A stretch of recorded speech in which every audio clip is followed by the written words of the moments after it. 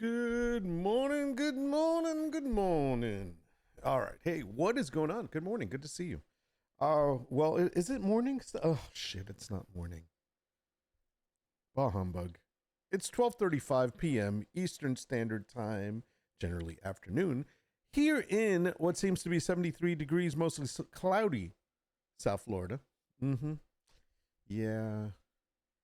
Yeah, it's not sunny. It's not.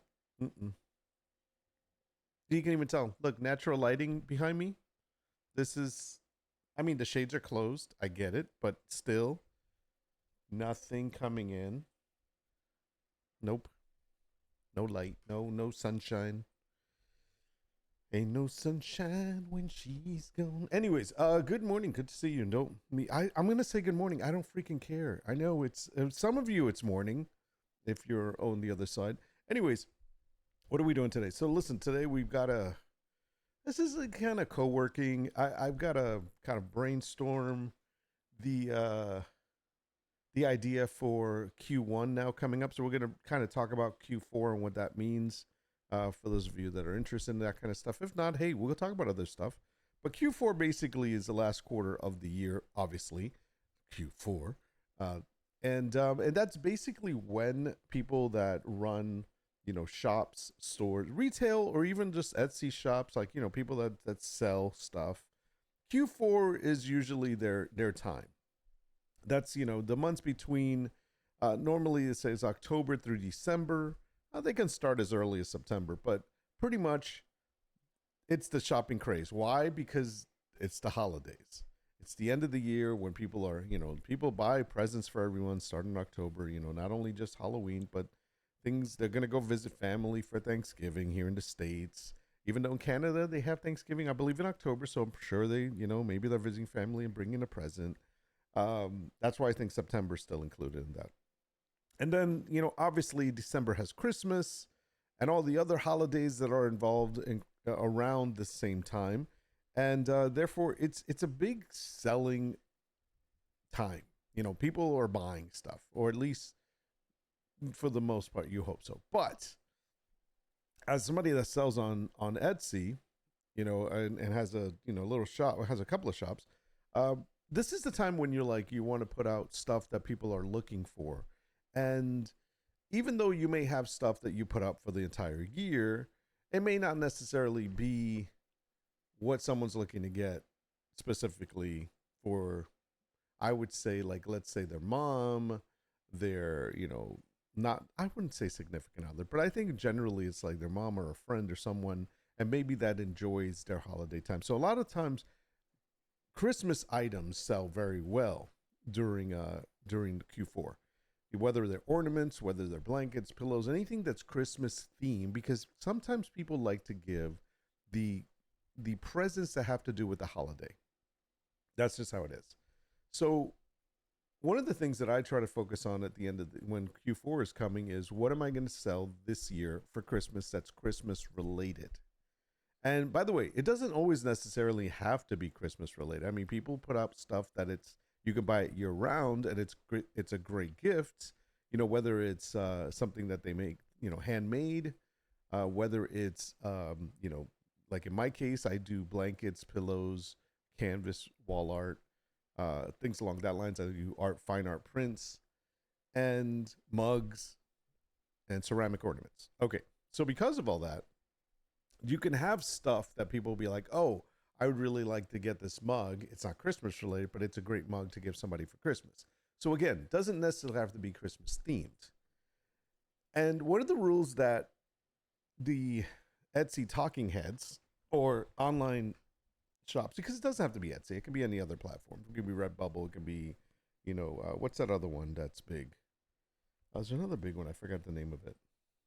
Anyways, doesn't matter. But there's a lot of other platforms that we sell on. And the idea that when Q4 comes out, it's like you really need to think about what you're going to sell. Now, I try not to go crazy. For me, I think about what is one or two products that I want to try to move this year at the end of the year. And this year, I decided to do pillows or pillow cases. You know, you can get the pillow, but some people like to just buy the pillow cases because, or pillow covers, they're called, because of the fact that they can just, you know, change them out every season. That's what we do here at home. Like my wife has some for Thanksgiving, you know, fall time. She has some for Christmas time. She has stuff, some for all year round. So she even has some for Easter, you know, Easter time, springtime. So when it comes to pillows, you don't necessarily have to buy all these different pillows. You just buy the pillow covers. So I thought, all right, this year I'm going to go ahead and make a series of Christmas pillows. And then the idea is what is being moved this year? Like what's really picking off at this time? And one of the things that I noticed that was a big seller this year was anything like vintage classic kind of style, like an old style, but not, you know, obviously doesn't look out of date, but it's like a soft vintage classic style. So I came up with a line, and you guys probably saw it. I think we did a couple here during one of the streams. And so I put up 6 different ones, including one that was just a set of wolves. And I thought maybe I'll include that one because they all follow the same theme. And they did fairly well. I mean, they did move. And I gotta be honest, the other second thing, and I love to tell you the comparison. The second thing that I added was Christmas ornaments, and I did some of those on here as well. And I went with a different approach this year for Christmas ornaments. I went with a Scandinavian art kind of style. By the way, I've already taken down the Christmas stuff, with the exception of a few, because it's too close to Christmas now. It's not going to get there in time for Christmas. I know some people are like, yeah, but it doesn't matter. They'll still buy it. Yeah, I don't. I'm like, no, I'm done with Christmas. I'm not selling anymore. It's one of those where I just do it for a limited time. Got what I needed from it. I'm moving on. And I know that somebody out there is going to hear that and be like, that's kind of stupid because Christmas items can sell other than Christmas. I get that, but I'm going to get to the point of why I took those down, specifically these. So the Christmas ornaments I went with was a Scandinavian style. I wonder if I might have a few. Let me see if I can find some. If I can find the artwork. And these did not sell. They got like there was some interest, like people viewed it, you know, visited, a couple got favorited, but it did not, they did not sell at all. And so, you know, we learned from that. I tried something new. I liked them. I thought, no, I mean, obviously, just because you like them doesn't mean everybody's gonna like them. But I tried something different just because that's what I wanted to do. I wanted to try something different. Whether it took off or not, didn't matter. But it fit kind of the mode or the mood that my shop does. So let me bring up a design center. Actually, I'll bring up the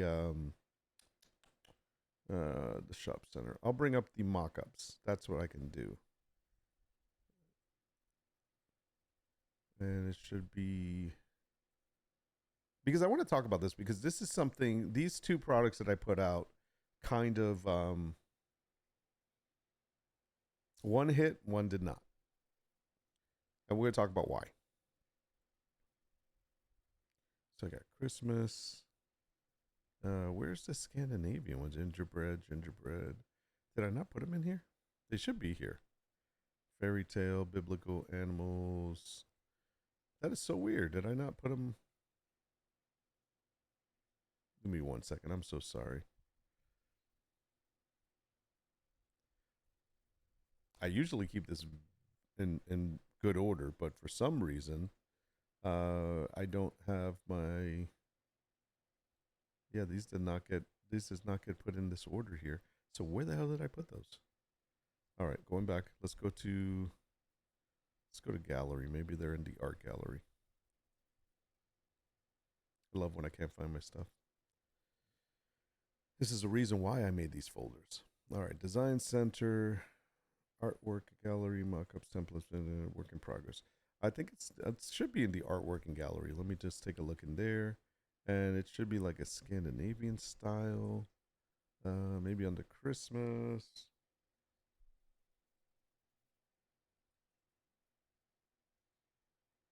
Nope. That is very strange. Circular designs, maybe circular. Here it is. Okay, I think I found it. Scandi Nordic folk art. I don't know why the mock-ups aren't here. These are the original images. Let me find the high res. Okay. All right. Well, I got the images. That's all that matters. So, best way probably to do this is to go through Bridge. Bridge is going to open.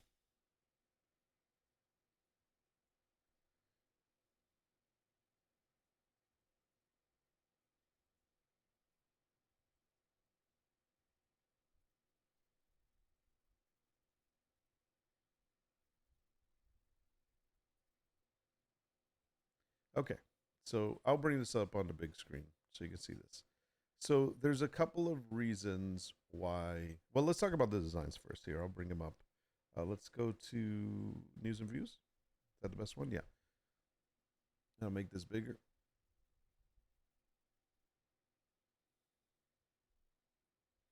So this is one of the designs. So as you can tell, I was going with something that was a little bit like minimalist. And if I scroll through all of these, you'll see some of them, you know, that they're a little bit different, but they're basically meant to be a minimalist design. Now, on a ceramic ornament, these look really good. And I wish I had the mock-up, and I don't know why I don't have the mock-ups for these on my system, which is really freaking annoying me.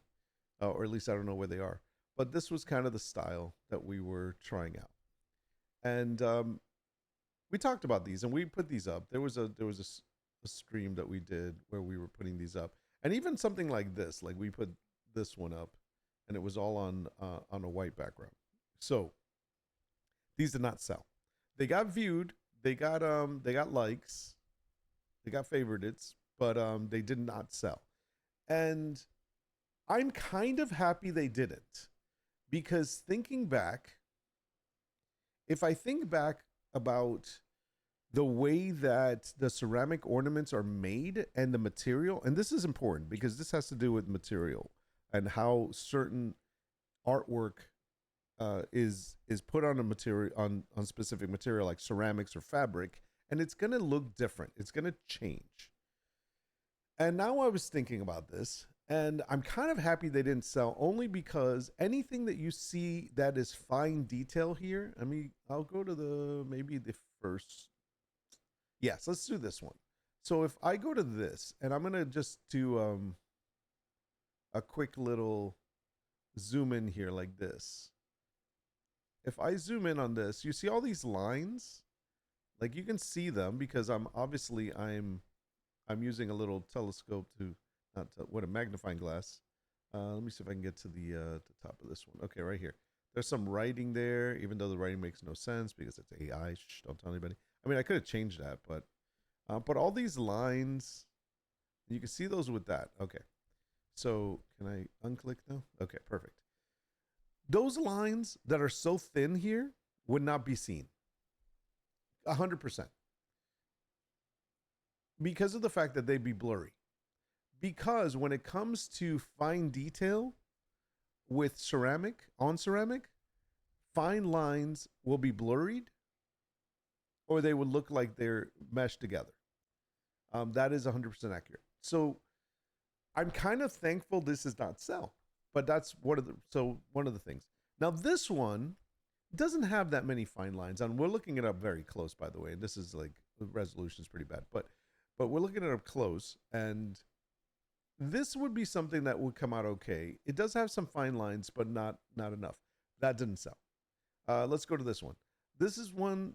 There's not a lot of fine lines. There's little things here, but a lot of the stuff will probably have maybe been a little blurry, so it'd look a little weird. So yeah, like you see how there's splitting in between the trees here. Well, those lines probably wouldn't have been seen. That little bit of white, which adds to the design, it would have been all black trees. That would have sucked.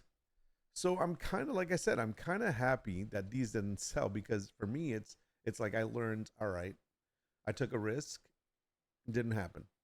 I will probably end up ordering this one just because I want to see what this comes out like, and I'd like to have it myself. I might change a couple of things on it, but That I'm gonna order. That one's a good design. This one, I kind of want to get this for somebody that I know, so I might end up ordering one of these. The fine lines are not too crazy. I mean, there's some that are there, but it won't matter if they're a little bit blurry because you won't notice. It will be part of the design. And what do I mean by blur? I wish I had the example. And there's an example that I have that I usually show, but I don't have it with me right now. And it's not blurry like out of focus and bad. It just seems like it blends in. Like all of this would blend in nicely because it's a one solid color, so that's fine. Same thing with this blue one. But anyways, these did not sell. So that was sad, but it's true that happened. Now moving on to the other ones. Now these I think I have mock-ups for. So let me go to art. Let me go to the right place here. Shop center.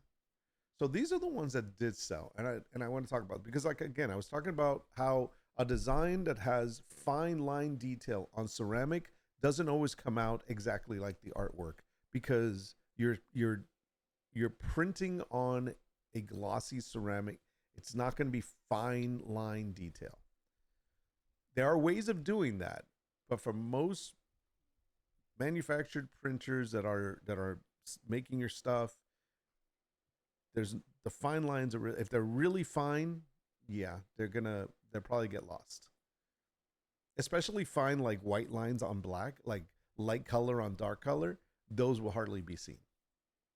All right, let me find this for a second. Now these were the this is a, so remember I did ornaments and I wanted to try a different style.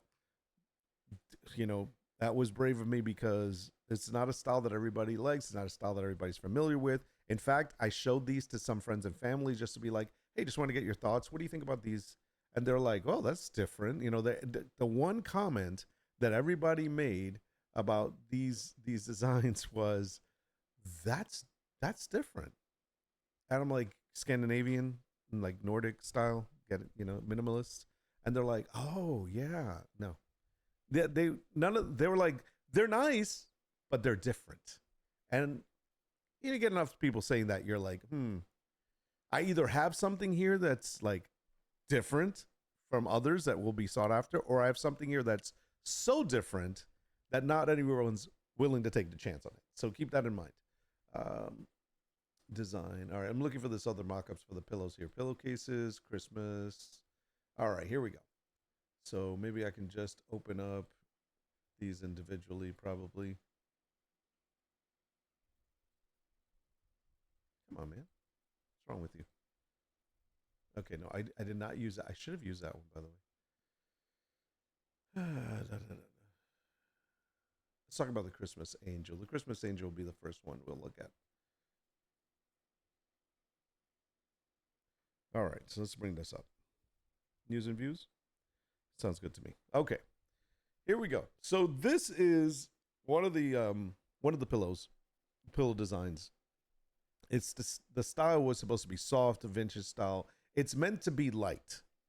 So when you create this, and I'll show you the artwork in a second because it's exactly the same. Hey, you are on big screen meeting. Oh, nice. Hello. Hello, big screen. Oh, wait, do you want to see me big then? If you got the full screen, it's like, how you doing? I see you. I see you. All right, moving on. Anyways, good morning, Hyde. Good to see you.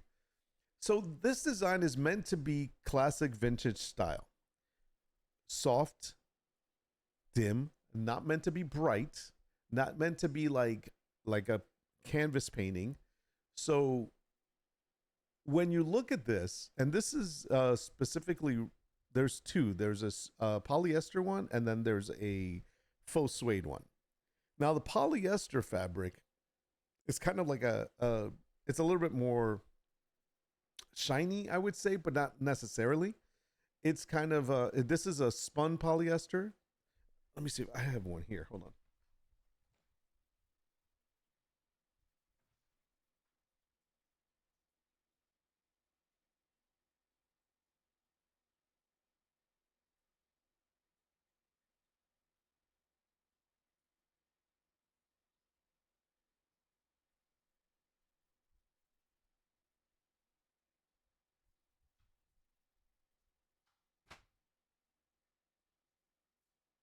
Okay, this isn't the same pillow, but it's gonna give you an example. I got some materials here to show you.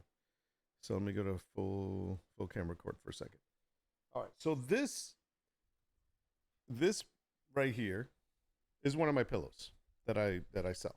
Now this is a spun polyester, so it's not the faux suede. So it's a little bit brighter, and I'll explain why. But see how it's bright? Okay, I don't know if you'll be able to see the difference in this. Now this is a faux suede pillow. Now it's a different. I know it's a different design, but if you look at it, it is a little bit fader. It's a soft, kind of like a velvety touch fabric. So the colors are going to be duller, and it's going to be like not as bright. So watch it next to each other.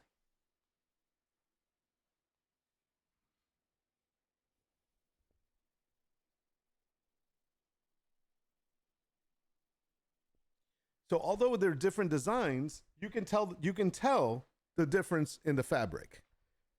This faux suede is a softer, kind of dull because of the fabric. And when you print on it, it's going to be a dimmer, dull color. I can't explain it differently, but if you ever seen suede, that you know what I'm talking about. And so that's how faux suede is. Let's go back to news and views. So this particular example is a spun polyester. So it's a little brighter, but ultimately this is a photograph.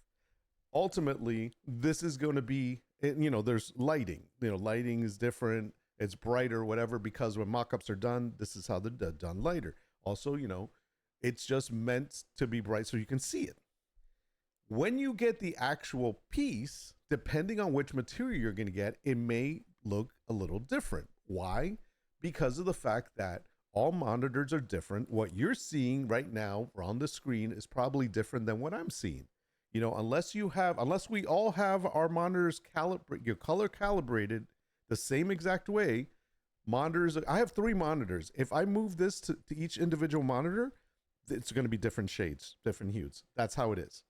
So keeping in mind when you shop online that there is going to be a slight variance in the color, whether it's a hue, maybe it's a softer yellow, maybe it doesn't have the yellow tone, maybe it has a little bit more of a tan tone instead. It all depends. So I know this because I know this particular piece in general is that way. So it may appear on your screen because I'm looking at it on 2 different monitors. One monitor is showing it to me, the preview of what you're seeing, and it looks yellow tinted. I'm looking at it on my other screen and it looks the way it's meant to be, which does not have the yellow tint. It's more of a tan or beige tone. Okay, I can't explain it any better than that. So, unfortunately, even though there's one review, for example, that they said it was beautiful, they loved it, they just wish it was a little brighter. Number one, it's not meant to be bright. So that's the design is meant to be soft. I don't want to say translucent, but it's meant to be soft and light. So this is just one of them.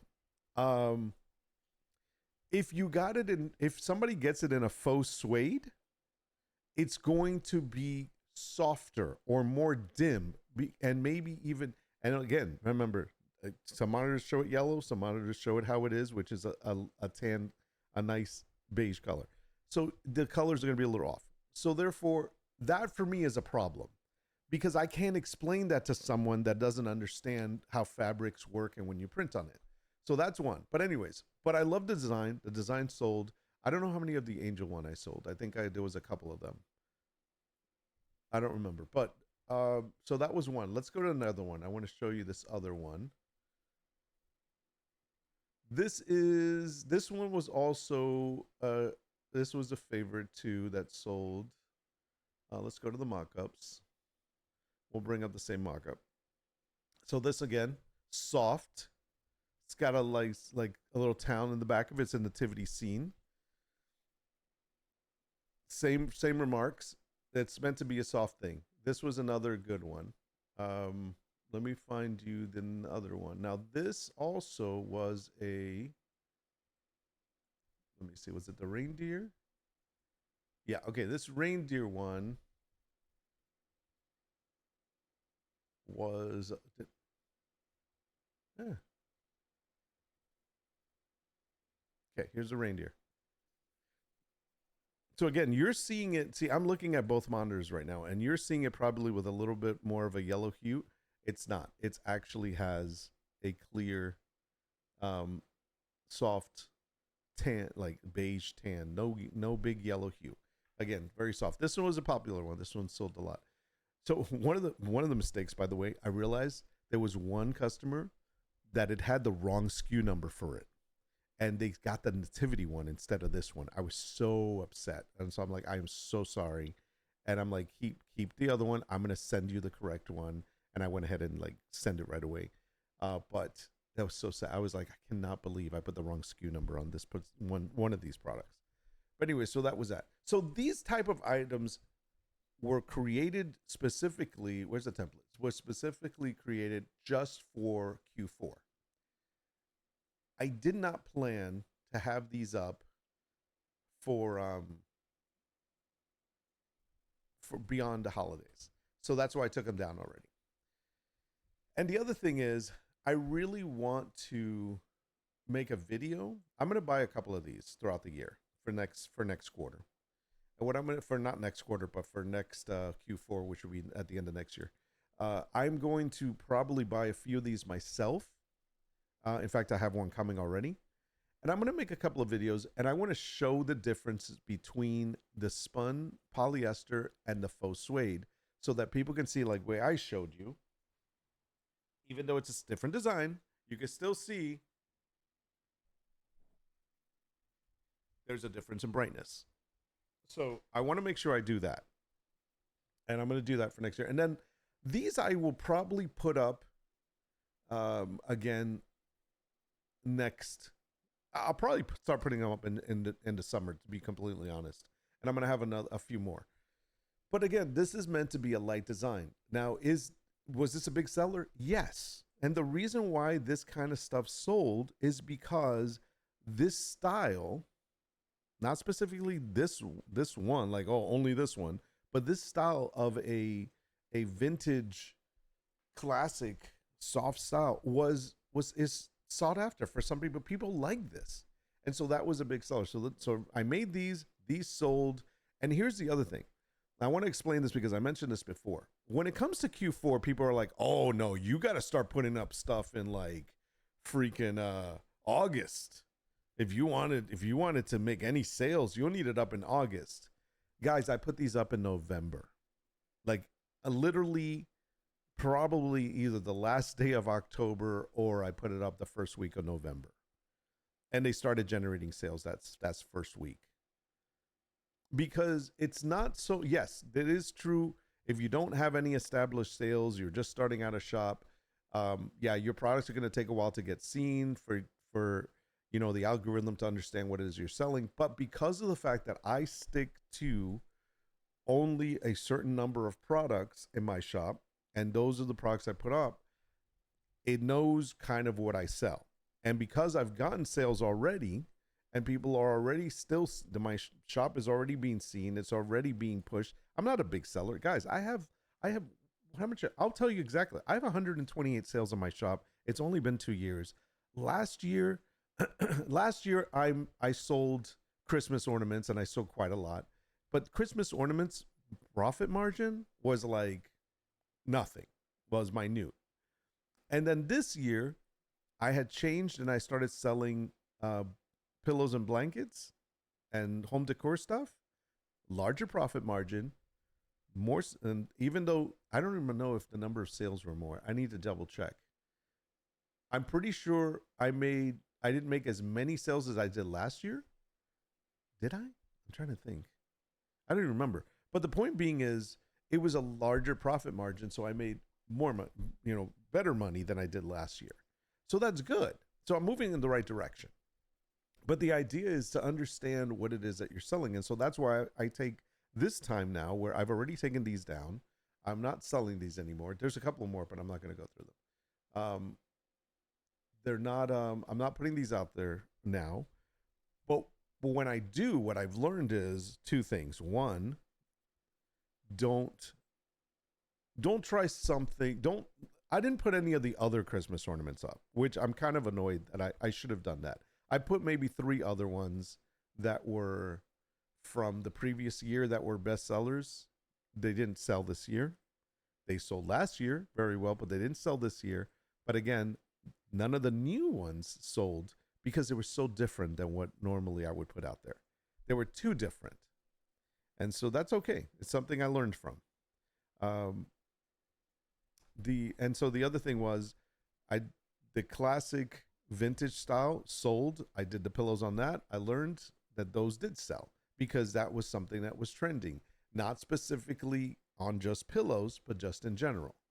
I should have done some blankets, maybe. No, I tried to do the same design on my woven blankets and my velveteen blankets, and I got to be honest, if it's a light background on a woven blanket, it doesn't come across as well. I mean, you really woven blankets look better with darker, like kind of heavy darks, I should say, or multiple colors. When it comes to a whitewashed background, that's because it's meant to be like dainty.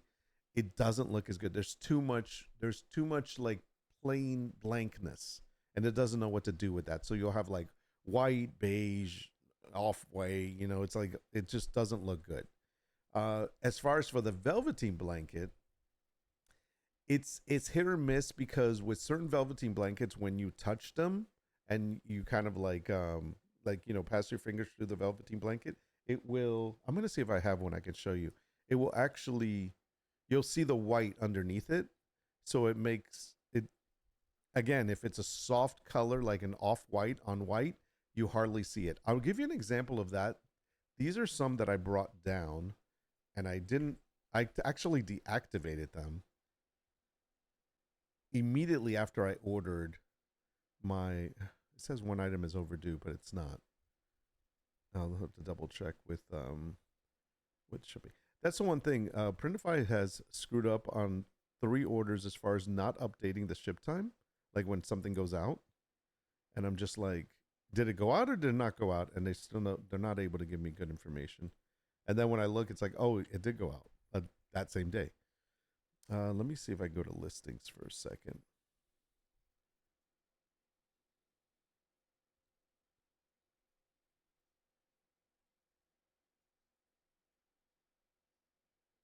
Okay, this is a good example.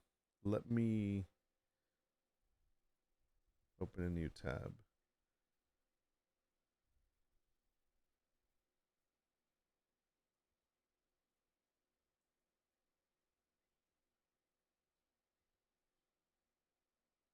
I don't know if you'll be able to see this.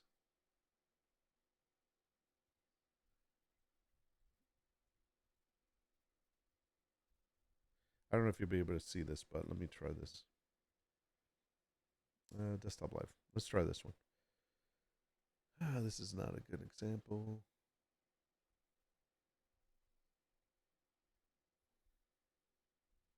Okay, there we go. Now you can see it. All right, this one here. This is on a velveteen blanket. It's like a plush velveteen. I don't sell this one. I actually put it up originally. I was going to sell it. I ordered myself one because I like the design.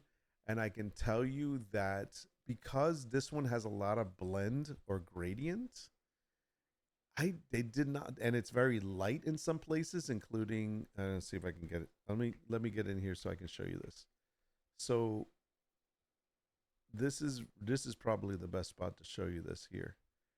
So you see this top part, how it's a lot lighter. It has like the blue goes from a little stronger deep blue to like light blue, and then same thing with the yellow, goes from like a light yellow whatever, and it goes to like a lighter yellow, almost to white. Well, it didn't do that. So instead what I got was, it was blue and then it was white. The same thing with this color over here. So a lot of this top area, you can't really see it. And then in between, you see how there's gradients here. Let me see if I can make this bigger so I can get in here. Um, okay. You see how in here in the flowers there's the dark color on the outside, but then on the inside it kind of blends into lighter. It goes from dark, lighter, lighter, lighter, and then to almost a white. Same thing. It didn't do a blend, obviously. It just basically went white. And so there's a lot of missing pieces. And that's what that screwed me up because of the fact that it didn't look it looked like it was like not printed, like the paint fell off of it. Give me one second, I'll be right back. I think I have this example. I want to bring it over.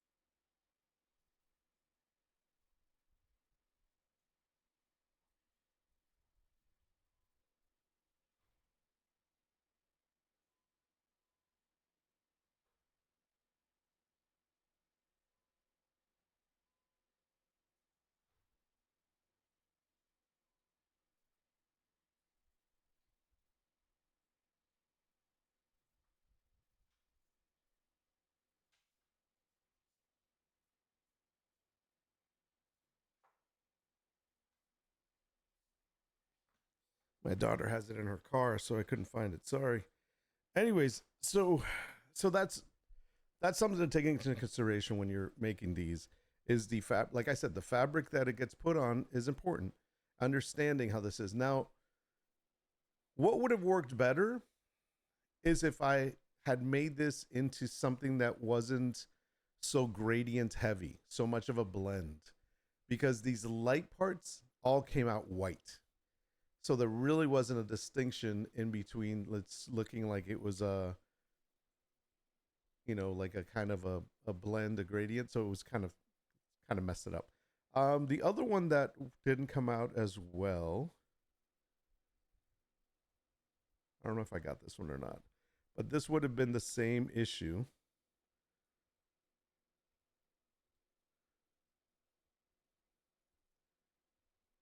And I can't remember which one I got, if it was this one or the other one. I think it was the other one. But this is the same kind of issue that I would have had with this one because of the fact that it has like a gradient or lighter shades, like a blend. It goes from dark to light, and so there's places where you would not see that.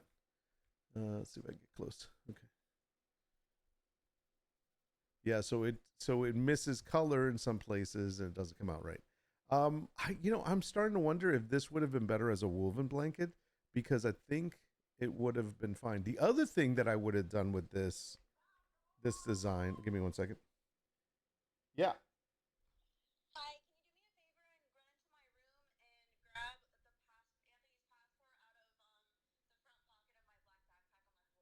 Okay. Hold on, I'll be right back.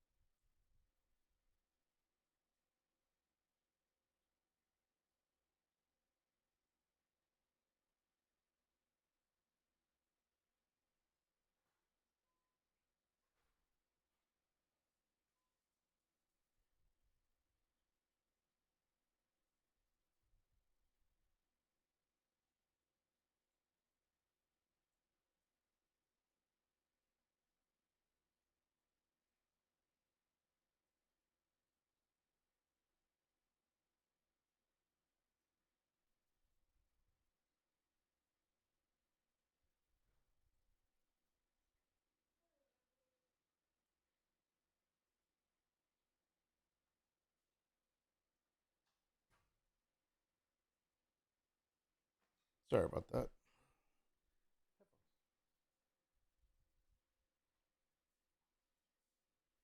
Busy household today. Oh my goodness. Okay, I'm back. Sorry about that. Anyways, what I would have done with these if I did this over, and I might still do this, is instead of it being like a gradient background where it was meant to be like pastelly and like kind of a blend of, you know what a gradient is. Anyways, I would have probably done a light blue background. Sorry, I was running. I'm out of breath now. So I would make the entire background light blue, like this, like a baby blue. That's what I would have done differently with this one. Probably the same thing with the other one. I would probably do that with this too. Yeah, I would totally just do a light blue background, maybe. This was a tough one. Or light blue on the bottom, kind of an off white on the top, and split it down the middle. Maybe. Something like that. It might have been better, but I think the other one would have been looked a lot better though. So that was that. Anyways, so those are some of the things I learned about this Q4 is really look at the material you're printing on. And for me, like I knew off the bat, like those I put up like early this year, and I took them down the first week because I'm like, nope, not gonna sell those. And I got myself a copy, and I was like, yeah, definitely not gonna sell those. And so I'm very good at looking at whether or not the material is going to be okay for the actual artwork. But again, it's one of those things where I took the chance with these faux suede pillows with that light design. And is it still here? I think it's still here. Let me look. Listings inactive.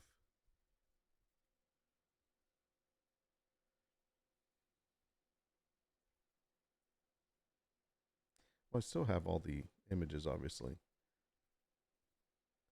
But the idea is you have to keep in mind in when you're doing print on demand what fabric you're printing on so you know how things are going to come out.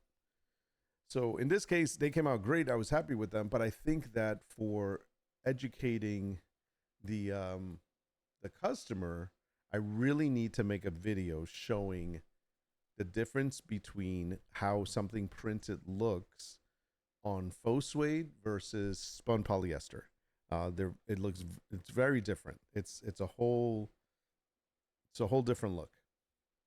I personally have faux suede and polyester pillow covers, and you can just the feel is different. The tech, everything's different about them. The way they look is different, and there's a reason why my wife picks ones over the other. Sometimes she wants a bright look. Sometimes she wants just a soft, muted look. So it all depends on what it is. So what else? So the other thing I learned for Q4 that I would do next year that I didn't do this year is more product choices. I really did not. I think one of the things that I didn't do is I didn't do, other than the Christmas series for pillows or Christmas ornaments, I didn't really think about adding new items for just in general. And that kind of, I mean, I had my other products throughout the year, but I didn't have anything new. And also, I didn't think of doing any here's a big one that I missed out on. I didn't do any personalized stuff. So I think not doing personalized stuff, it was a huge I know there's a lot of people that do it and on Etsy especially, but you're doing yourself a disservice if you have a shop that or people are already looking at and they like your products. Why not offer something that they can personalize? So even like the blankets, personalized blanket. Like I hate photos on a blanket, but hey, if people like that, uh, there's nothing wrong with it. Names. If you want to put like people's names on them, maybe put photos on it, maybe put like this one says Casa de Maleri. Okay, that's somebody's last name. This one says W uh, W for Williams. The Kellers, the last names. Here's the Wilsons. This is pretty cool. I would love. I wish I could have done something like this because I have these maps. I'm so disappointed I did not do this. Let's. Can we go to news and views? This is a great example. Like I didn't even think of doing this. D&D is. By the way, if you are a seller on any platform right now and you're not doing D&D related selling, like stuff that's Castle Core or D&D related, you're doing yourself a disservice. I am doing myself a disservice. I don't have enough D&D stuff for sale. But look at this. This is actually kind of like a Middle Earth blanket. Who wouldn't love this? That's a fantasy sci-fi nerd. I probably would. I don't know if I would call it Middle Earth because Middle Earth might be a trademark or something. I'd have to look at that. Is it Middle Earth? Is the word Middle Earth? Because that's Tolkien, isn't it? Copyrighted. Let's see. It isn't copyrighted as a word. Names aren't copyrighted. No, I didn't mean copyrighted. You know what I meant. But it is heavily trademarked by Middle Earth Enterprises. Nice. The commercial product like games, movies, and merchandise, meaning you can't use it for business without a license. But casual mentions or non-commercial use are generally fine, though the estate fiercely protects the integrity of Tolkien's world. Yeah, see, that's where Middle Earth with a hyphen. I don't know if I would use the word Middle Earth because Middle Earth is, what does Middle Earth refer to? So when you look it up, it's primarily the continent in the J.R.R. Tolkien's fantasies. Yeah, like Lord of the Rings. There is no other aspect of it. Yeah, so basically when you call something Middle Earth, that's usually what you're referring to. So I would say that yeah, you should not be using that. But again, the maps though are pretty cool. I don't know if they're even using the right words. Arnor. I can't remember the map. I'd have to look at the map and see if there's any words here that you're not even supposed to be using. But here's interesting. Oh, look at this. Watch this. Hold on. Where is it? Where is it? Okay, you see this? You see how clear it is? And you can see words? How come you don't see them here? Where are the words? Because when you're doing a woven blanket, you can't make little tiny words like that.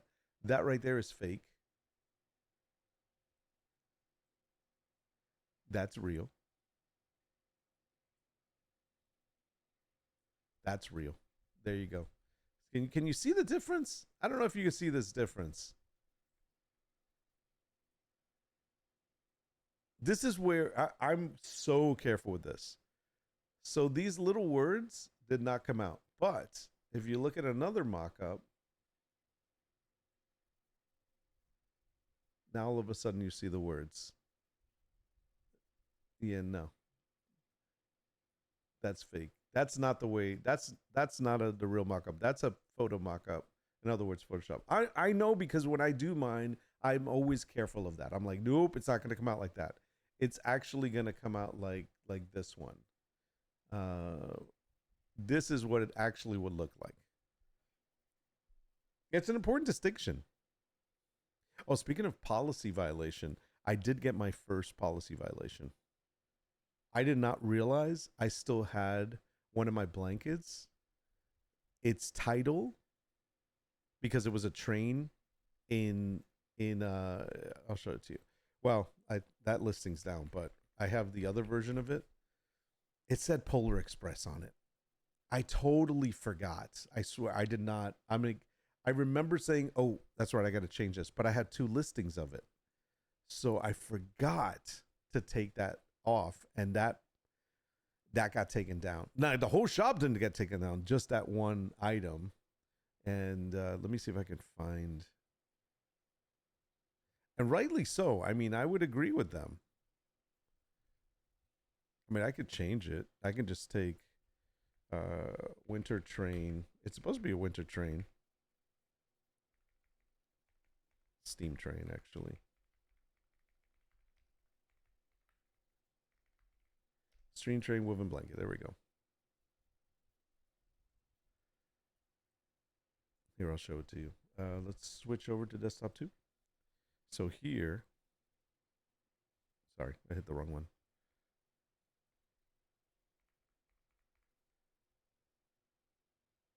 This is the, it's not supposed to be Polar Express, but for whatever reason, I had Polar Express on it. It said Polar Express up here, so I just changed it to Steam Train Woven Blanket, Cozy Winter Train Journey. That's okay. I think I'll be able to do that. Sorry, I'm switching screens here. I should be able to do this.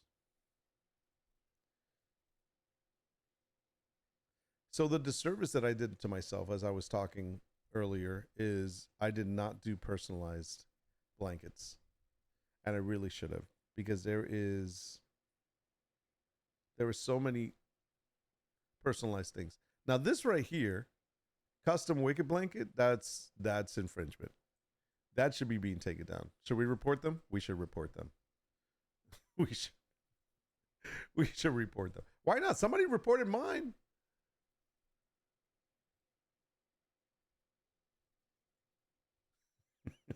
No, I'm not going to do it. I'm kidding. But no, but seriously, that's infringement. Where are they? Are they here? Let me see where they're at. They're in the United States. They know better. Why does it say Georgia? Okay, that's Georgia. I mean, look, they're also doing Huntrix. That is, see, I hate when people like do this. You should, around 7 months on Etsy, 2.2 thousand sales. Why? Because you're selling freaking, look what you're selling. That's infringement. That's infringement. Copyright infringement there. Here's another one. Michael Jackson for sure. Here, let's see what else. There, another one. Pokemon infringement. That I already said that one. Here's another one. Dr. Seuss. Oh my gosh. This stuff pisses me off when I see it. This is Hello Kitty. Stuff pisses me off when I see people do this, because they're doing well on sales because they're selling copyrighted stuff. I mean, that's not right. I don't listen. It's one thing to do something that looks similar, and but that is blatant.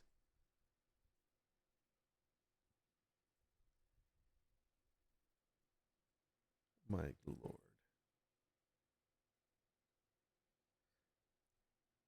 And where the hell are they getting their blankets that they're getting them so cheap? Let's see. That's so wrong. I'm sorry. That is really wrong. Where's the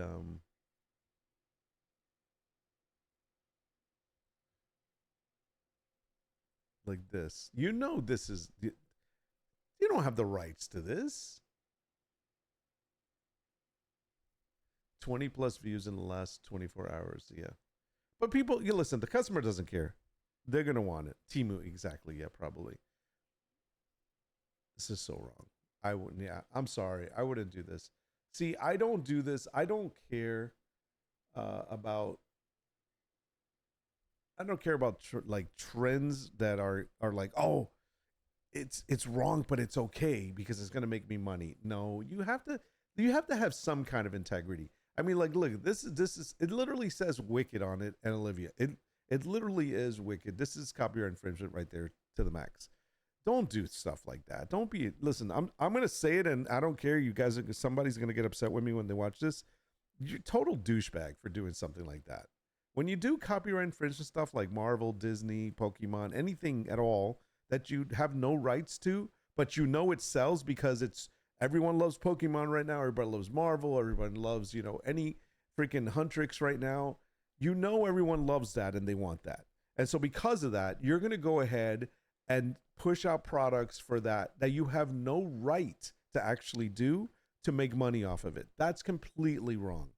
And for two reasons. One, not only is it legally wrong, but two, you're trying to get a sale over your competition that is trying to do things the right way. And that's what makes you a douchebag. Everybody else is following the rules. You're breaking them just because you're an asshole. I'm sorry. It is what it is. I'm putting it out there. Comico because Sanrio projects their IPs like Nintendo does. Yeah, it's crazy that that's still up there. Like, I don't want to be the guy to have to actually freaking start reporting all these, but you see how all these are personalized? That's a big thing. I should have done that. I didn't do that. So these are things that thinking forward. I mean, even as simple as this. Like, I know that looks simple, but that would have done good. Here, let me show you something. Let me see if I can do this for a second. I'll do it on this screen first. We'll do an analysis on personalized blankets.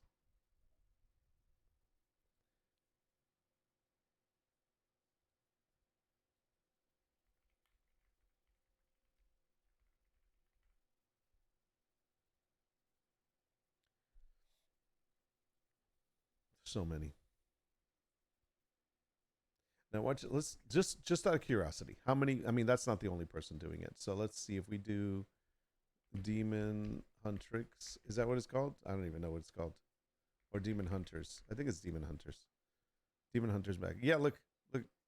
You telling me that all these people have the license to sell these? All of these people.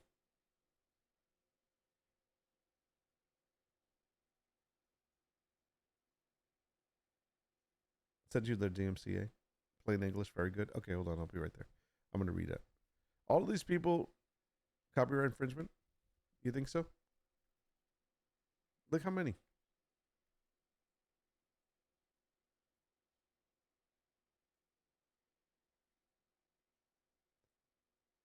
Let's read some of their names. I just want you to see. AMZ Custom Jersey. Nunu's Custom Design. Design Nunu. Minimal Threads Gift. Custom Jers. Custom Cove Blankets. Crit Sabo. There's Lauren. Laurel Custom Gift. Soft Twinkles. Honesty Store. Bro, you miss what... first of all, obviously spelled it with an E because they can't spell it with a Y because they're not honesty. Here, I want to find out like the worst names. GT Nana. Rura Goods. Oh my gosh.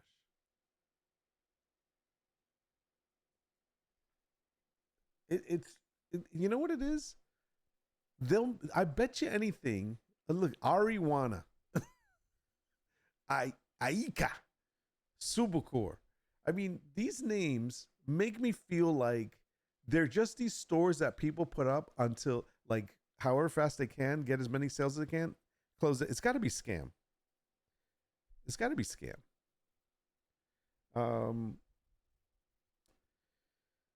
Here's the analysis. I'll leave it on this one. You guys can see it on this one. I'll switch real quick. Here's this stuff too. This is analysis on the personalized blankets. It's 100% score niche. There's a 4% that are best sellers. Monthly revenue, 292,000. I don't know if you can see this. This is probably small for you to see, but just so you get an idea. 292,000 in revenue monthly for personalized blankets. So curious, you want to compare it to something? Ceramic. Let's just see regular blankets. Just woven blanket. I don't know if it'll come up. I don't know if the personalized ones will be included, maybe, but let me just out of curiosity. And we'll put in like a, oh, look at this. Blankets in general, all woven blankets. 2.4 million in revenue. I'm telling you, blankets is a huge thing. Get some good ones. That's why that was one of my main focuses. I'm just starting out on it. I really need to come up with all new designs now for this new year. Here, let me just show you another one. Ceramic ornaments.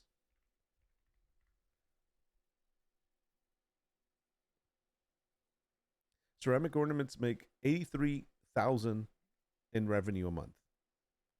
Uh, just to give you a heads up. And by the way, this one person, picture ornament custom, total revenue in 11 months, $14,000 in a year just on ceramic ornaments. Mm-hmm. Personalized. Let's see. This is what you should be doing before you start putting out products. I'm telling you like it is. I'm not a talking head on YouTube about Etsy, and I'm not obviously a guru by any chance. I'm just a regular guy, just like you guys, is trying to make it. And there's certain things that work, certain things that don't work. Here's another one. So this is personalized ceramic ornaments. There's basically $30,000 in revenue to be made there, just on personalized one. Now I got to be honest though. Can't expect to just make it alone on Etsy. If you have a local network that you can network with and be like, hey, Christmas is coming up and you might be thinking of that next gift or something. I got these great ornaments. Let me show you. And maybe have your iPad with you and show you a couple. Maybe give them a freaking like a little freaking brochure that you made, whatever it is. Maybe you give them a one pager that has a couple of your greatest ones. Hey, and I'll do custom ones too, real cheap. You're looking to do something for the whole company, want to give everybody an ornament, an award, whatever, I can do ceramic ornaments. You got a network. If you know people that you can sell to, do it. It's just, listen, it's not cringy. How many times do people say, hey, oh, Bob's in insurance now? He was like, yeah, if you need anybody needs insurance, send them my way. It's just, that's all it is. Now, you're not doing it every time you see them. Hey, don't forget. No, you don't want to do that. But if you do something and you do something well, what's up, Fat Cat? Good to see you, brother. If you do something well, there's nothing wrong with marketing yourself. And the people that do things really well, like they're really good at something, they don't want to sell themselves. But you're the ones that should be selling yourself because you got good stuff. Just make the connections. That's what I got to do. I got to do that. Marketing is part of selling, which is why I can't sell anything. Exactly. But if you think of marketing as just having a conversation with someone, especially when you're meeting new people and they're like, so what do you do? And you say, oh, I'm, for the most part, I go, like, for example, like I would say before, I pretty much, I'm a dad. I take care of my kids. That's job number one. But I also do software development, or I do, whatever it is that I was doing at the time. And they're like, oh, really? Oh, cool. Do you develop something? I'm like, yeah. Oh, I have this idea of what it, okay, we can talk. Or when I did websites, I have a web development company. And then they'll be like, really? Yeah, I was thinking of a website. Okay, cool. Give me a call. There's nothing wrong with putting it out there. And the same thing with like, when it comes to stuff like this, someone that's getting married, maybe you have a friend as a party organizer and you want to be like, hey, I can do all the party stuff, like the embroideries or whatever. If they want to do gifts, whatever, I can do all that stuff.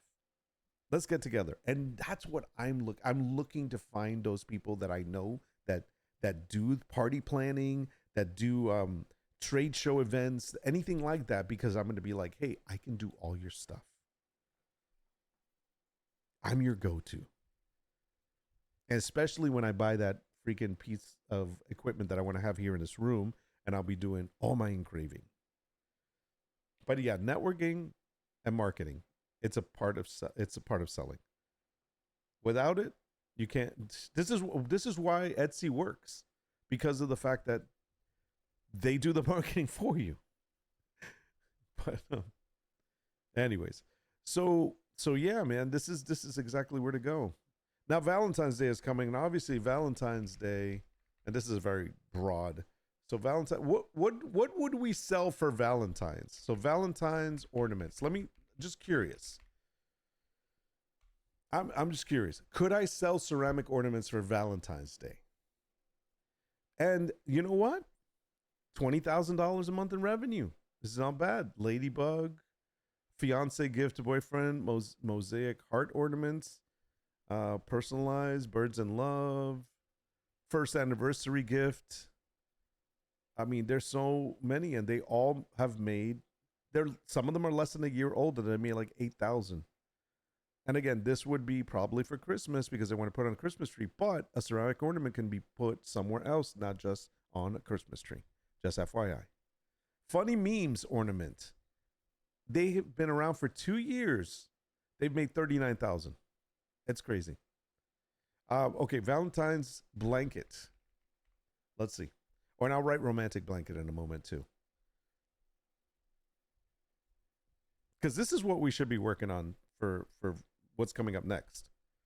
Valentine's is the next big one. New Year's is big, but it's right around the corner unless you're doing printable stuff. You know, a tracker for the new year. You could do that too. It's the beginning of the new year. We're going to talk about trackers in a moment. Because I've been wanting to do those and I still have not. Let's see. 61,000 in revenue on Valentine's blanket. 61,000 in per month, by the way, monthly revenue. And so again, these are just blankets, Valentine's Day gifts for customizing, whatever, embroidered blanket, vintage crochet planet, skeleton couple till death do us part. I have one of those. I might need to make a couple of different ones. Till death do us part is a big hit for people that like ghosts and skeletons. I have one. Let me see what else. You Are My Lobster. Look at that. Can you believe 9 months out and it's made 1,977? Who wouldn't want an extra $2,000 in their pocket? I'm just saying. So yeah, so that's just don't knock it. Out of curiosity, St. Patrick's Day is coming also. Do we think we have anything for St. Patty? St. Patrick blanket? I don't know. Or Irish blanket? Leprechaun blanket? I don't know. This is not good. See, we're already right there. $376 of revenue a month. So not gonna St. Patrick's Day is not a big day, but let me see something. Shamrock. I'm just gonna write Shamrock to see if that makes a difference. Shamrock blanket. Is it Shamrock? Is that what it is? Yeah, it is. So get 3,000. So it's getting better. So now we can see what they're doing. More a little bit Irish. So let's do Irish just out of curiosity because Irish would be it's a big thing for March. So if we get that ready,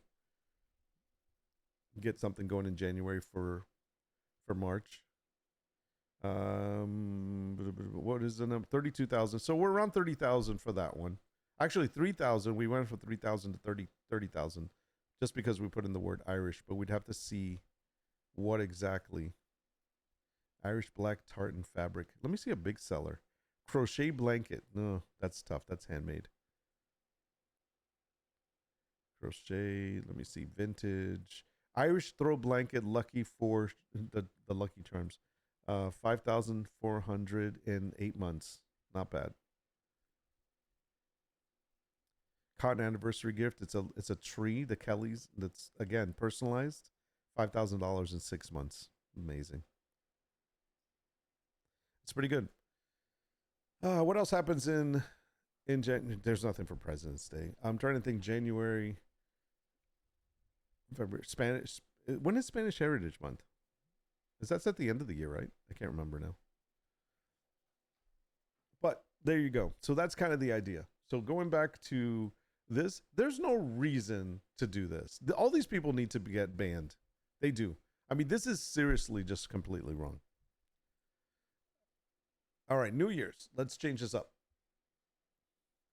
So we're going to do, top 100 digital downloads. Let's look at that. Here we go. These are digital downloads. They're all digital downloads. Nice. So here we go. These are top 100 digital downloads. Today's to-do list. Delete out. I cannot believe that. How can I look that up? I think I need to go to eRank. How do I look up? I would have to see it in Everbee to see how well it did. But I can probably go to competitor research, top sellers on Etsy, shop info. Let's do that. So I'm curious how well that place is doing. This is peachy because that does not look that great. That's not even a star. But hey, it's sold. It sells. Let's see. It's supposedly top 100. Prints.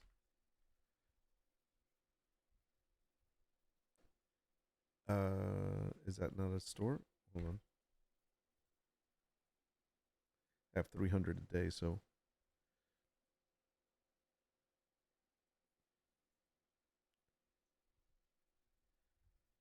sorry. I'm gonna make this bigger so you guys see this.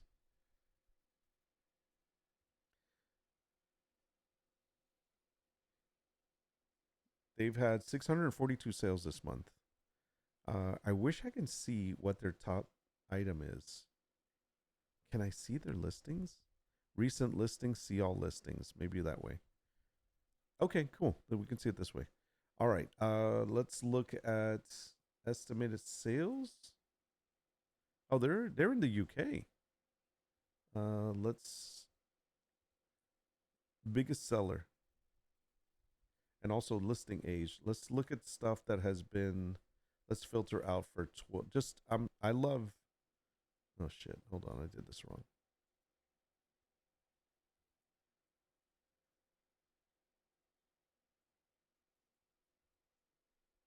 Okay, that's right. Then we're gonna change this to select filter, enter value greater than, less than 120. No, not 20. What am I saying? Yeah, how many days? Less than 365. Apply. Okay. There it is. So this one, this is the one we wanted to look at. This freaking painting. I'm gonna open it up in a new window so you can see it. This.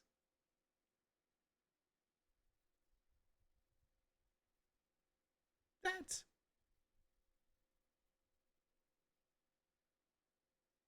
You want to know? You want to know? Okay.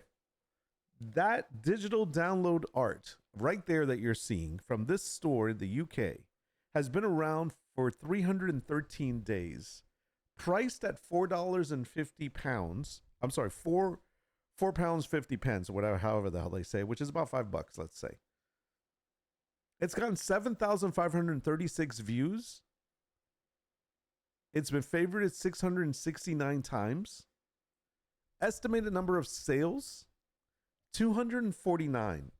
They've made a revenue of £1,500, which is approximately $1,800, maybe $1,800 to $2,000, just for this print.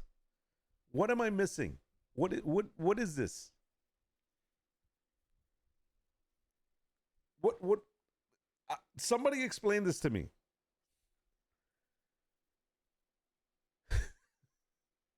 Is this from a show?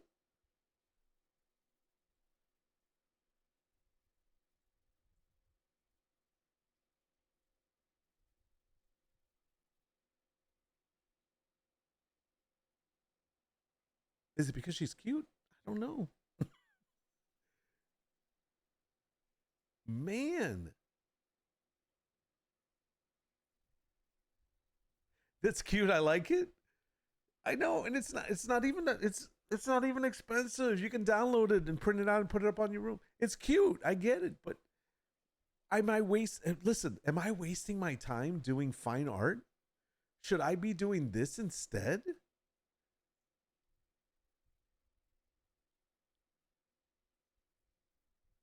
Should I make my digital store just this? I would hang that in my office. Yeah. Thanks, Fat Cat. I appreciate you, bro. That's crazy.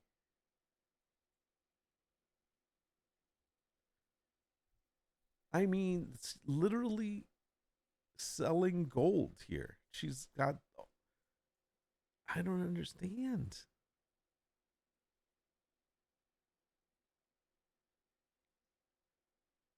And just to give you kind of a little bit of heads up here, let me show you this. So I'm looking at this breakdown here. Can I close this? Yeah. Okay, perfect. I'm gonna bring this a little bit bigger. This is great. She's doing great. I mean, I don't know her, but um, let me just go over some numbers here so you can see. So there it is. There, Dilly Dally. Here's a couple other ones, and this is in pounds, but I mean, just imagine. I mean, just look. Estimated sale 237 in about 100 days. 202 sales, 300 something days. Another 2,500 there. Here's another sale, 139 in 54 days. 138, 100 days. Wow. Oh no, don't worry about meetings. You do your meetings. No shouting out today. We're in coffee chat under work. We're working. We're not shouting out. That is crazy. And this is stuff like look at this. Okay, look, wait. Funny print. 74 sales in 39 days. 74 sales. It's been out for 39 days. This one here, it's made her about 890. How much? $893. I would say about $900. Just that. Oh, look. Hold on. You got to see this. Okay, Hyde. We're getting you that. Etsy buyers span a broad range, but millennials and Gen X age 25 to 49 from the core, with the 25-34 group being the largest. See, that is my problem. I was telling my wife this. I am here. Let me finish reading this, and then we're going to go back. With the 25 to 34 group being the largest segment, followed closely by 35 to 44 years old. Though older adults, 50 plus, and younger Gen Zs, 18 to 24, are also significant, the platform attracts diverse audiences seeking unique handmade goods, showing strength across income levels, and even drawing more users over 65 than any competition. Here's my problem. My demographic for my stuff is, I would say, 45 and older. That's my problem. I need to make a change to be under 45. I would even say 35 and under. 35, 20 to 35. That needs to be my market. It's not a bad thing, because the reason why, okay, and let me read your comments first. Yeah, main demographic between 25 to 44. And you definitely need that. I need to get you this. Which is not a bad thing, but it will impact your sales, no question. Absolutely. My original thought, and when you think about my shop, because I mean, just look at my header. I mean, with my header, you can tell I'm a little bit upper class. Sorry, I can't find my shop now. Okay. Just my header alone, I'm upper class. I'm trying to feed a upper class audience. Now, having said that, the reason why I chose that path is because those are the people that are established, have a home. Well, not all. I know there's. Hold on, let me back up. I know someone's gonna yell at me. I can already feel it. In theory, old thought, most than likely, people 45 and older have a career, have a home, have money to spend, and are that mindset. Okay, that's what I think when I was thinking. So, because I'm just thinking, someone that's established is trying to like put stuff in their home, is housewarming gift, things like that. People that are in a different category already, not the people that are out and about having partying, traveling, or whatever. They don't really care about their house. So that's what I was thinking. But in truth, absolutely, there are younger people, either college dorm, getting their first apartment, having roommates, decorating their place, making their place cool for their hangout, for people to come over, and then they're just out and about, impulse shopping too. Yes, there is that. Absolutely give me a counterpoint. So and I'm not saying I was correct in thinking that. I'm just giving you my perspective as far as why I generated to focus my target audience on being 45 and older. Where there are, if, and I didn't know this. This is something I don't know if this changed, but I really did think Etsy was older people. I knew young people were there selling. I knew there were young people doing arts and crafts, handcrafting stuff. A lot of people, creative people that are younger, were selling on there. But I really thought it was an older crowd, and 30-year-old moms that were that were actually the shoppers. Really, that's my thought. I'm gonna wait for your counterpoint. I need some coffee. Oh my gosh. By the way, that picture, this cat picture is awesome. Oh look, it's a cat. Wow, I love this. Money is tried across the board. Digital prints are selling huge because people can pay a couple of bucks, print the size they want when they want, and it can make and then make multiple copies. Absolutely, I agree with that. That is originally my thought process, but the problem for me is I'm so ingrained in fine arts and wanting to make. Hold on a second. I'm gonna bring up my print shop.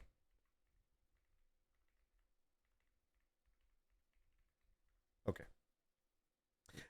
And by the way, I'm the first one to be able to critique my own stuff. Okay, so don't. I'm not saying my stuff is the best. I'm just saying this is why I chose this. This is what I'm not. It's not just what I like, but it's also kind of what I grew up around, what I see around when I go in certain places that I go. This is kind of my style as well as what I am surrounded by, not just in my home. So it may just be where my eye gets drawn, so I feel passionate about these things, but I'm not necessarily saying this is what everybody wants. Let's just get that straight. A lot of kidless friends are doing just that, getting cute prints, gifting a small print, and giving the digital along with it. Yeah, that's a smart thing to do. Um, all right, so let me show you this. So for me, I originally opened up the shop about 2 years ago. I didn't start really using it correctly until about a year ago. I would say early this year is when I really started using it right. And originally, I was doing just digital prints. They were just digital downloads, and they were a lot of scenic, flowery stuff. And then I said, I'm done with that. I'm going to offer my own prints. I'm going to offer prints that I'm going to print out here at home and my big, giant, beautiful, freaking super printer that I bought just for this. And I'm going to print fine art on fine art paper, high quality photo paper, high quality fine art paper, museum grade. And that's why I went down this road. And so because of that, I wanted to cater to more of a artwork, fine art collection.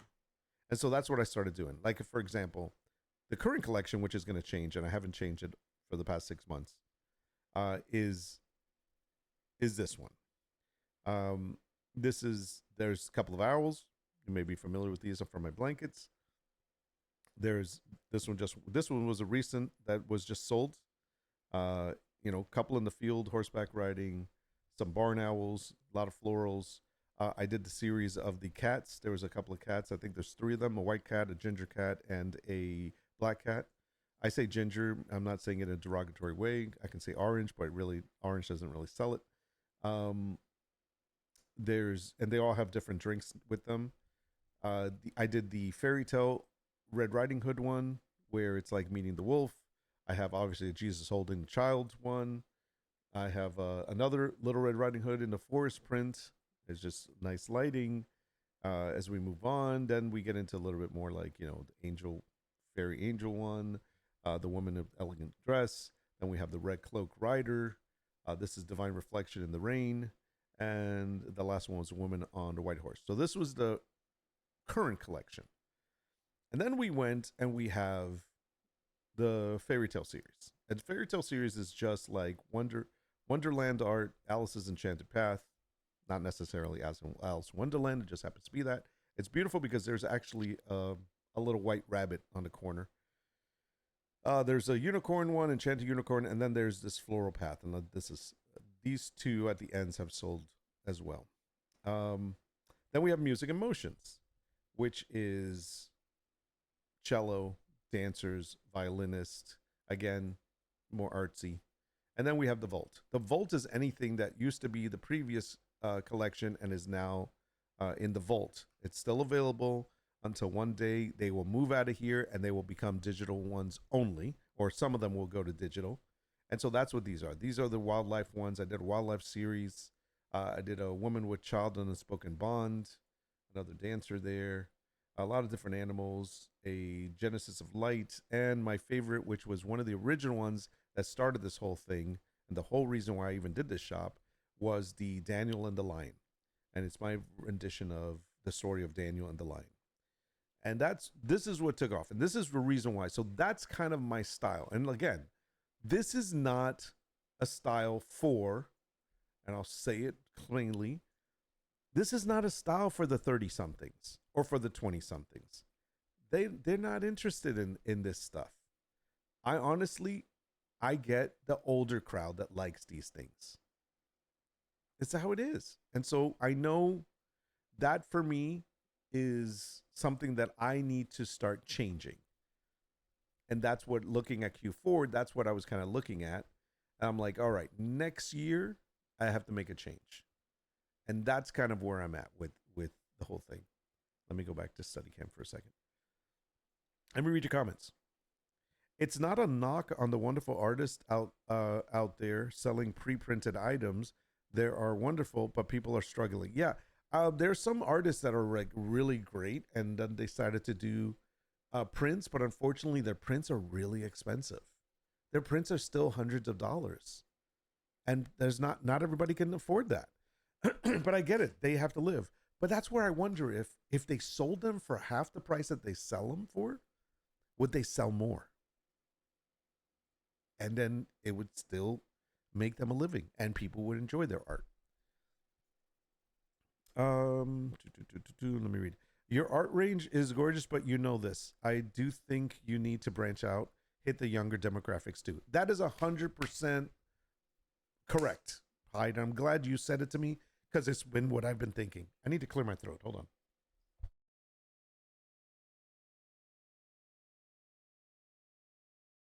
It's like I had a lizard in my throat or something. Still have it. Sorry about that. Okay. Voice is going to sound a little weird for a while. That's something. The microphone is I've got something in my throat for some reason. Can't clear it out. All right. I'm good. I'm not going to die today. Don't worry. It's only Tuesday. So that's you're absolutely right. I have to open up to hitting a younger demographic, branching out the south. I said the same thing about my pillows. If I look at the pillows were not moving. The Christmas ones moved. The regular ones, very few sales throughout the year. Why? Because they're old lady. I hate to say, I'm sorry. Anybody that buys it, you're not an old lady. No, in general, watch, let me show you. They're just an old classic style. Baroque, floral, vintage, freaking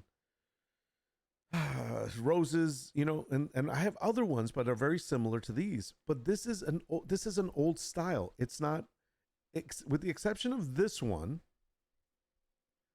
and one other one, this one, they're basically an old style.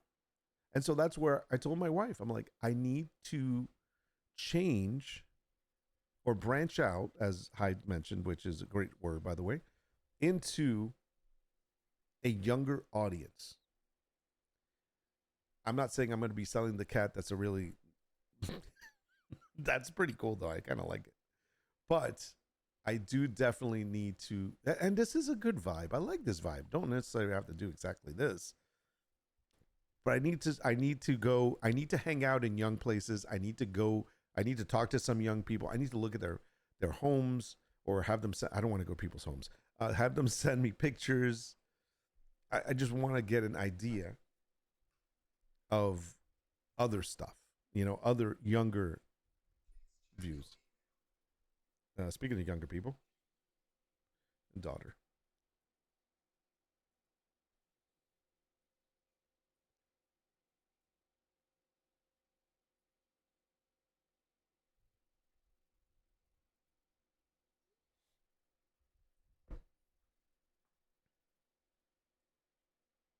So, let me read the rest of your comments. As you know, sales must always be fluid and stay on top of it, not ahead of the market. Gotcha. And that's true. Little Red would hit, but the rest, the market is older. Yeah, definitely. And that's why it's time for the new collection. Usually I want to do every 3 months, but I ended up saying, all right, every 6 months I'll do it. So it's time for a new collection, and it definitely needs to be a younger audience. And I the thing with the words, I've always had a hard time thinking of putting stuff up like this that has, oh, sorry, wrong one. These that have words on them. I've never really thought of doing something along this lines. But in truth, I've seen a lot more and more art this way that's up on the walls.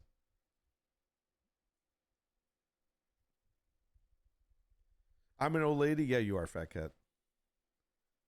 Yeah, my prints are gallery wall prints. Exactly. And that's why I was looking to do fine art. But I really, and you know what? I can keep that shop that way. But my digital one, which by the way, I'm doing absolutely nothing on my digital. You know what my digital has right now?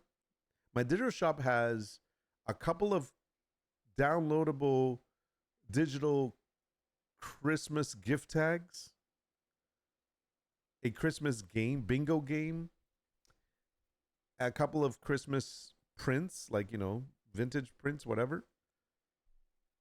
And then a couple of other things, nothing major. That's it. Is any of that selling? No. I haven't spent any time there at all. And I really do think it's time for a revamp of that shop. And maybe this is the way to go with it. Digital downloads that are fun, young, oriented towards young people, and it's going to be like this. What is this person's header, by the way? I'm just curious. They don't even have a header. Wow, they don't even have a header? Wow. I love it. They're like, I don't care about header. You could literally put all 3 rows there on a wall and various sizes, and it would be fantastic. These, yeah. You know what's funny is my wife would not understand this. Like if I showed this, if I did art like this and put it, and then said I'm going to put this up, she'd be like, "Why? No one's going to buy that." And I'm like, "You might not." Yeah. Oh my god, trying to buy. We were looking at buying a. We're trying to get a present for one of parents. Her parents' friends that they grew up with. It's obviously an older couple, and we've known them for. I've known them for like 20 plus years, but so we're seeing if what we're gonna get them. It's always such a hassle to get them something, and she's like, well, they like modern. Their house is very modern, very New York, and I'm like, okay.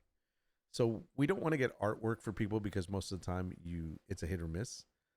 But then we thought, well, maybe we'll get them some small art pieces, and so we started looking for modern art, and it was so tough to do with my wife because what I try to explain to her as, okay, this is New York modern art. This is modern art. This would go. This is the reason why this works. She's like, oh, that's ugly, and I'm like, no, trust me. This abstract stuff, that's crap. This would go, and she's like, oh no, they wouldn't like that. And it was so, and I was trying to educate you know how hard it is to try to give like art reasoning to someone that's not into art at all.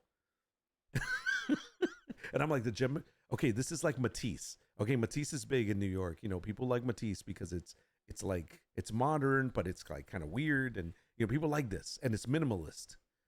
She's like, yeah, no. She's like, that looks like a kindergartner did it. I'm like, honey, this is, I'm telling you. So no. And then we're getting candles. This is great. She wanted to get a candle. Starry Night, Van Gogh, exactly.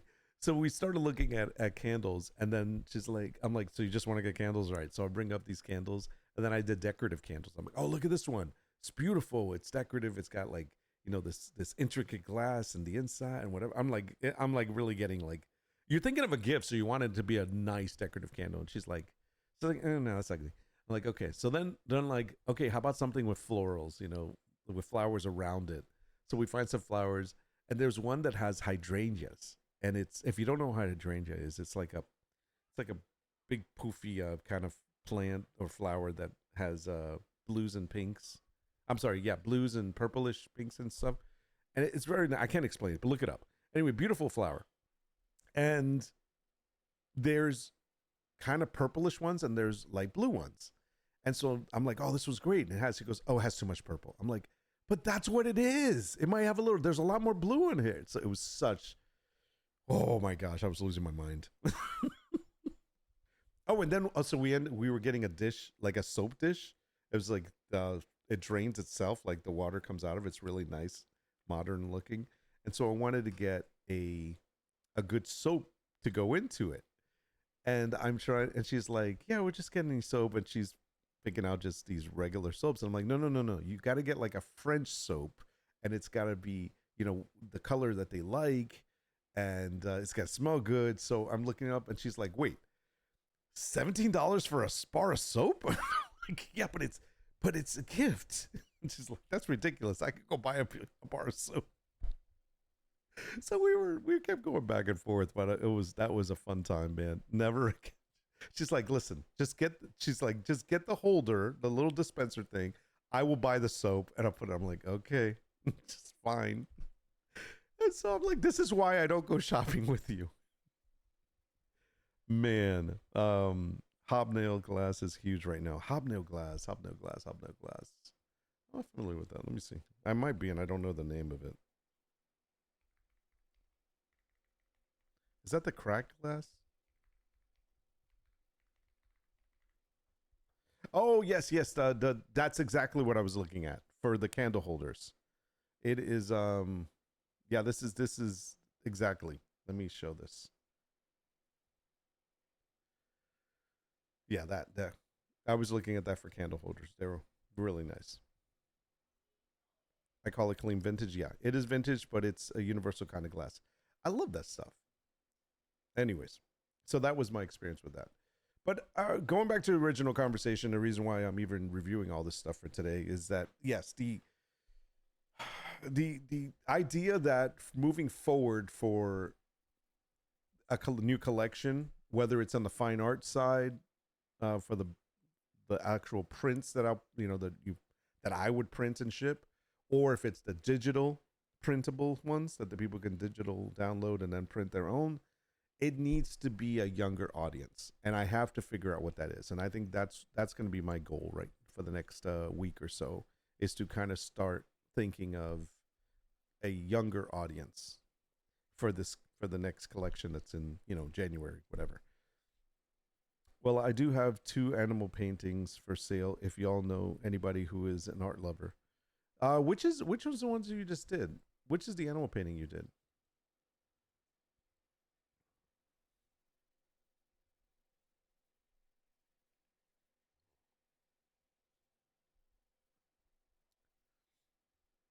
Anyways, this woman, I can't believe.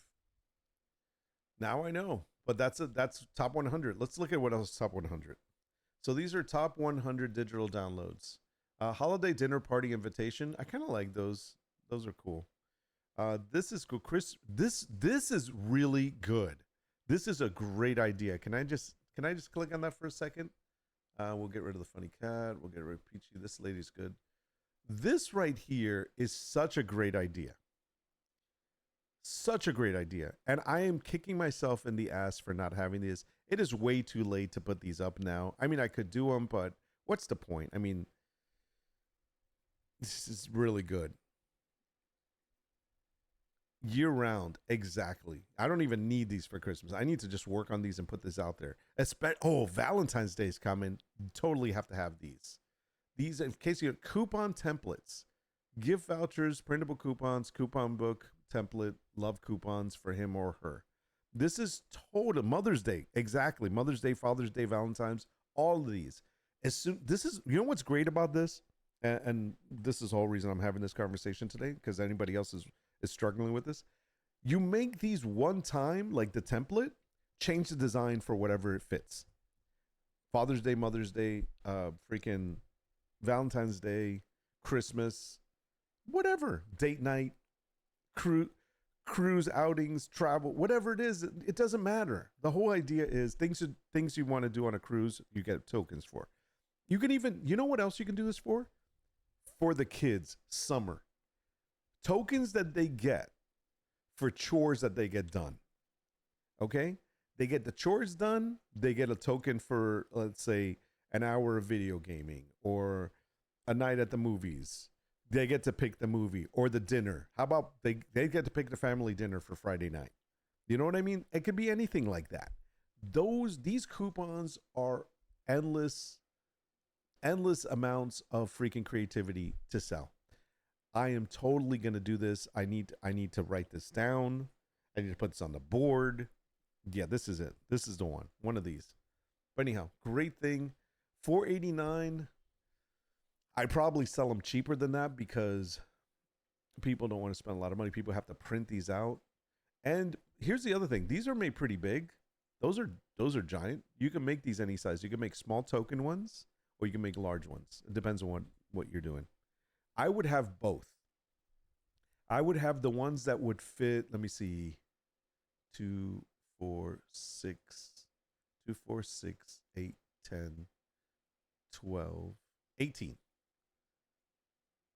Yeah, I would have one that fit 18 on this or 3. Mm-hmm. In fact, I would even do them this way, and I think I could fit 1, 2, 3, 4, 5. I still fit 6 and 6 and 6, 18. Yeah, totally do this. Anyways, great idea. As you can tell, there's other people that's selling them too. The other thing is also like you can make coupons, like tickets for date night, tickets for Christmas, maybe even gifts. Like turn this in into your next Christmas. Like what if you did ones for like for a party? If you get this one, you get to turn it in for a special mystery prize or something. Mm-hmm. And you can do all sorts of things. It could be like for the whole family. It could be just for adults. Whatever it is. I mean, think outside of the box if you need to. All right, let's see what else they got here. That is a great idea. I'm gonna leave that open just because I want to remember that. I should leave this one open too. Let me leave that one open too. Let's see what else we got here. Sausage. No, these are crochet patterns. By the way, crochet patterns are big as well.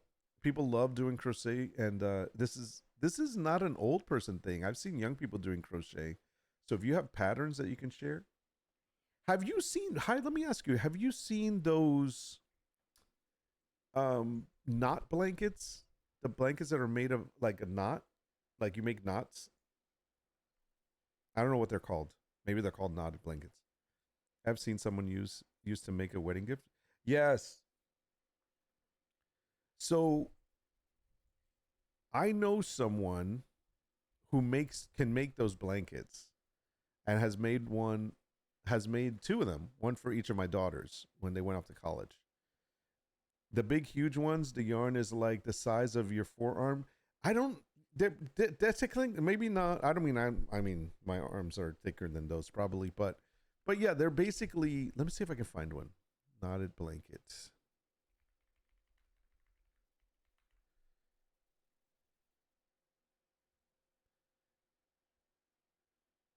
Kind of like chunky knit blanket. Maybe.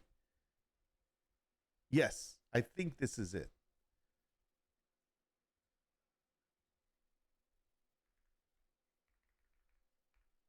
I think these are them. But they're handmade. Like my friend actually, not, well, this lady I know actually makes them. She buys the yarn and she like three color, whatever colors it is, and she'll make them. And I told her I wanted her to teach me how to make them, but she's a bit of a handful. So I don't know if I want. I don't think I want to get too close to her. Man, I won't be. I won't be able to get rid of her. Those are great because they can function as weighted blankets. It's pretty easy, to be honest. Yeah, I need to learn how to make these because I would totally make these in different colors. And if I can learn how to do a design inside of them, I would totally do that too. But so knotted blankets, that's on the list. Handmade knotted blankets. Let's see what else they got here. Guess how many candy canes? Okay, that's a print. That's a print. So see, there's more prints. That's way too much. I cannot believe that sells. Cookies for Santa digital art print is $10. Nobody's gonna buy that. I'm sorry. This is good. Okay, here's another good one. Vintage Victorian puzzle purse. So you print them out a certain way, you fold them, they're good to go. I actually did something similar that I wanted to work on. Let me show you something. All right, send it to me.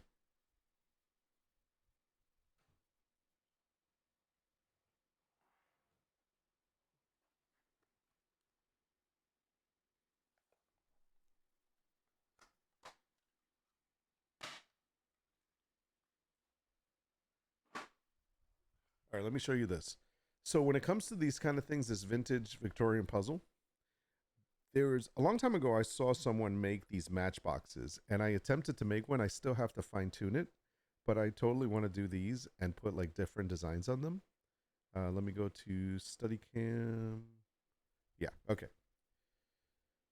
Now this has no design on it, but this is like a matchbox. Okay. And it is printed in this way, and then it has folding, so you fold it, and it's the same thing with the box. The box is actually a template that is cut out, and you fold it together and you make it. And this one I made a little bit different just for the hell of it. I put actually a design on it, and then the sides are colored, but it's supposed to be a little matchbox or a box you can put something away in.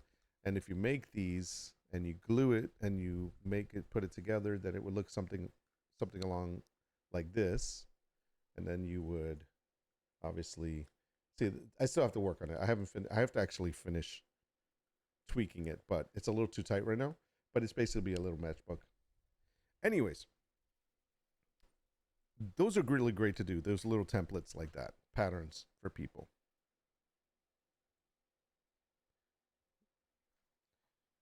I'm looking at the top 100 here.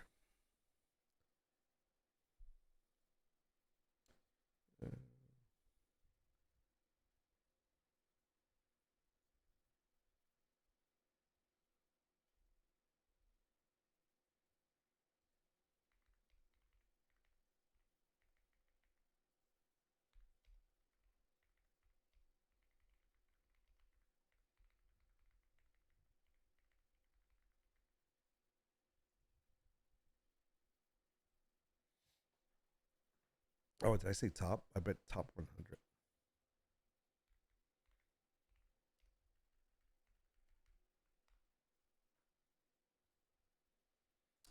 Let's see. Okay, sent should be in my.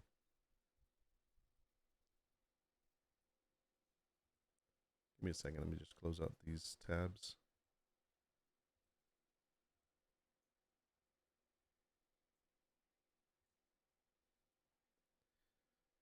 Oh, nice. Okay.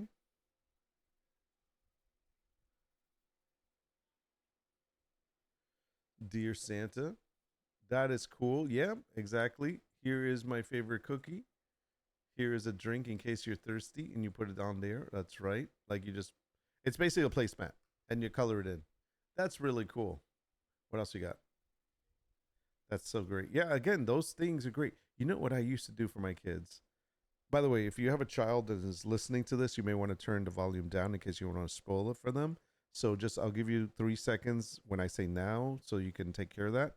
But if you have a child and you don't want to spoil Christmas for them, and a little tradition that you probably do, or even we're gonna talk about the fairy, about the teeth thing. So just so cover their ears, get them out of the room, make sure they're not watching it. And if you're a kid watching this, you shouldn't be watching me. All right, wait, 1, 2, 3, now. Okay, they're gone.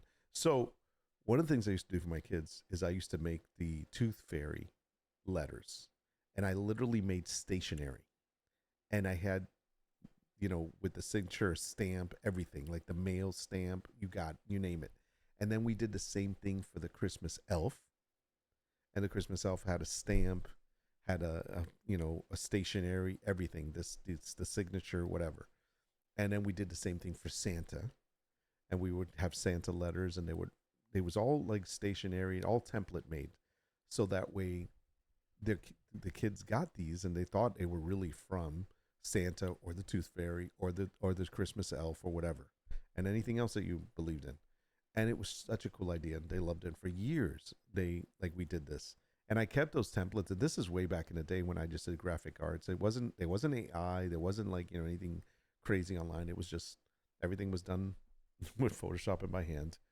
So that's a great thing. Aside from that, one other thing that we used to do a lot for the kids that they didn't know was there was a Santa North Pole phone call, and it would send you a video, and the video would be whether you're on the naughty list or the good list, the nice list, and it would literally be a video specifically for them. And when you opened the book in the video, they would see it would have their name on the book. When they opened the book, it would have like the little image, like a couple of photos that you submitted with their face and their like memories or whatever, because you would put in like a couple of things that they like doing, and you send pictures in, and then it would put like whatever gift they wanted that they had asked for, and it's like, I see that this year you want, and then it would be there, and so they'd be like, oh my god, he's got a book of me, and it was so cool, and he'd be like, I'll see you soon, and then they would do the whole, are they naughty or nice, and of course they were usually nice, so that was pretty cool, and that actually turned into being a phone call that they would get, so they would get a call from Santa, and it would call them and tell them and so forth. But anyhow, that was pretty cool. All right, you can bring your kids back in. So if you didn't do stuff like that, you should. And nowadays, it's so much easier to do. Yep, and if you do it in Canva, give it a template, they can personalize the name. Yes, Canva templates. These other ones you got as well. Dear Santa, my name is. Yeah, that is so cool. Yeah, I've seen a lot of these cookies for Santa. Such a great idea. Absolutely. Yep. And this is something that you can do easily. And like you said, put it on Canva, and people will edit what they can edit, put their names on it or whatever. I think it's great. That's a great idea. Good job. You got that for little one? That's awesome. Okay. By the way, I sent you a message this morning. Just answer it in there if you can or cannot. It's up to you. I just putting it out there. Let's see what else we got. So top 100 items. Like I said, I like this Victorian vintage puzzle purse. It's kind of cool. We made those when we were kids. Just the design. You have to know where the actual design will fall into when you print it. Instructions for a Berlin scarf. Printable. Happy Hanukkah gifts. I don't see a lot of Hanukkah stuff. So this is kind of interesting that this is there. And yes, Hanukkah is celebrated. Crochet patterns. Here again, look, more gifts. Retro gift Canva templates. There's in Canva. More Hanukkah stuff. Hanukkah candlelight handbook. Okay, I don't know if I need that. Do-it-yourself Christmas cracker templates. Oh, wait. Huh? What's a Christmas cracker?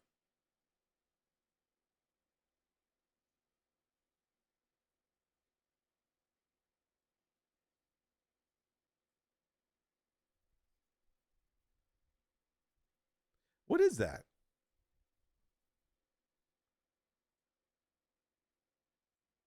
You crack it open, usually has candy or a little trinket in it. Oh, so it's like a surprise. Okay. Never did one of those. Yeah, my parents were probably like, no, that's a waste of time. Cheers print. Cheers, not Cheers the movie or the show. I mean, yeah, Prince.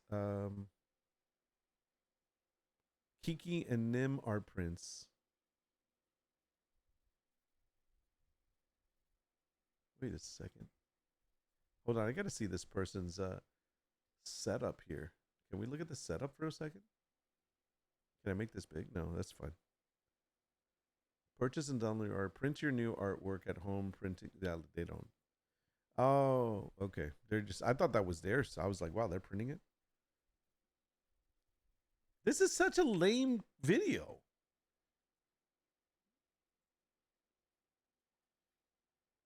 That's first of all, that's a digital printer.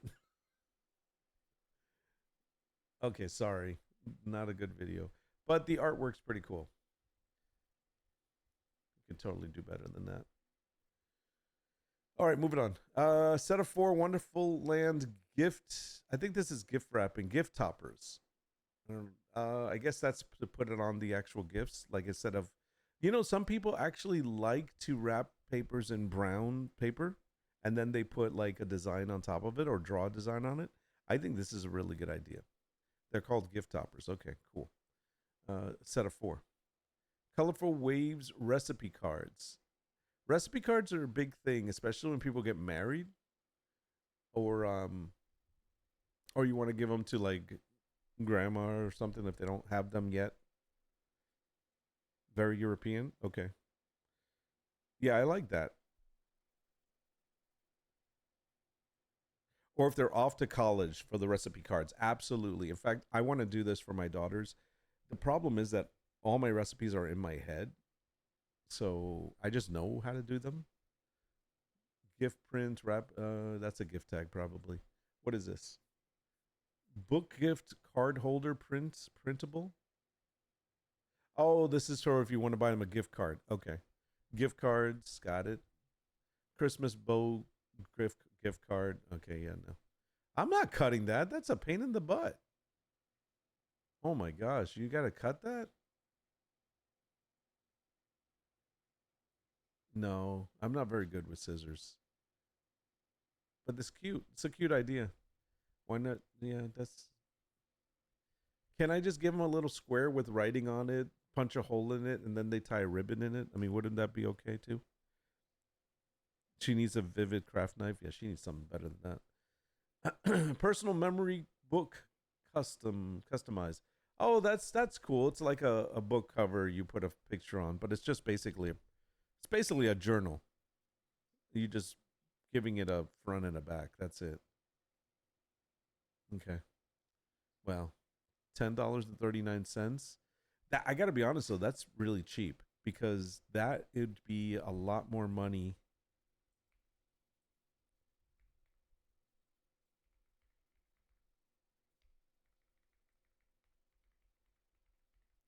Customized journal. I mean, journals are expensive. I don't know where they're getting freaking journal for less than 1039. That's nuts. If I don't have one of these, get one of these. This is the Vivid Craft Knife. Oh yeah, this is yeah. You should have one of these. Yeah, okay.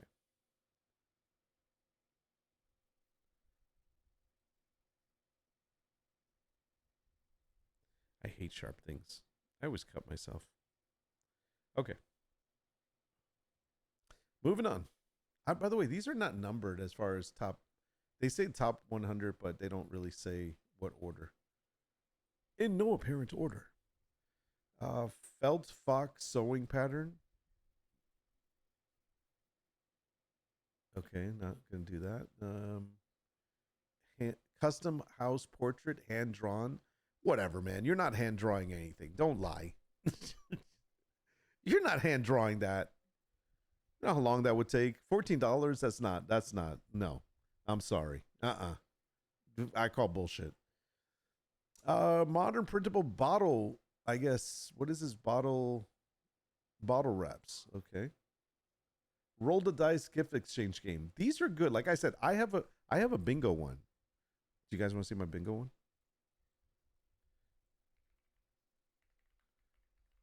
Yeah, because everything else on my site is going to be coming out.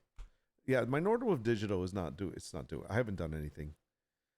I've I've had 6 sales. So let me see my bingo. Look at my bingo gift, bro. This is so good. It's only $4.99. I mean, it's that's a great look at this. I mean, come on, you want this. It's a Christmas bingo, 20 cards, 24 tokens. Digital download, ready to print. You got the game chips to cut out. They're squares. You can cut them out, and they're easy to cut. And look, here's a reindeer and Santa hat. Here's this is the calling card for the person. This is you can down here you can see it. It's the print and cut tokens, squares to set for each bingo card. Yeah, I don't know what that. I can't remember how I use these, but okay, there's that. Let me go on. Look at this. Look at this. Here's the bingo cards. I mean, so this is the way this plays out. Let me explain this. Everyone's like, what do you need? All right, so let me explain this. This is the game chips to cut out. Got it? So basically what happens is you take all of these. The person that's running the game is going to cut these up, this one card, and they're going to cut them up, and they're going to throw them in the bag. Okay, they're in the bag. You shake them up, and you take one of these out. When you take one out, you call what it is. So let's say it's Mrs. Claus. You have Mrs. Claus. So you call out Mrs. Claus, and now you have, like, the person that's calling has a little picture of it, so you can put it right here on your thing so you know you called it. The people that are doing the bingo game, they have the bingo cards with the pictures on them, and they're going to have these little snowflake cutouts that they're going to put on top of their, the one that's called, that is on their cards. Now, each of the bingo cards is in random order. Okay, so in other words, they're not all the same. There's 20 different cards. And so therefore, no one gets the same one. And so that's what's cool about it. Anyway, it's a great little game. You download it, you print it out. In fact, I'm going to download it for our Christmas party. And in fact, I think I'm going to send this to my sister. And it's great. How am I stacking? No, I can't. I'm not on this one. I'm not stacking at all on this one. You can check it out. It's again, I haven't done anything with my digital shop. It's been so bad because I haven't really found a niche for it. And so that's where I'm suffering with it. But it's the shop that I've had the longest and the one that I've done the least with. So yeah, I'm getting like no views or anything on it because I'm not updating it. So anyways, but it's a great gift, right? I mean, it's pretty cool. You download it, whatever, $4.99, $5. It's the price of a freaking Twitch sub on Nordwolf Digital on Etsy.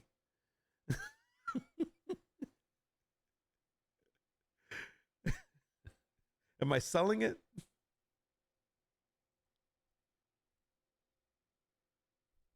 Can I get a wait? Does it have a link? Does it have a link? I don't think it does. Ah. I don't have a link. I don't think I have a link to it.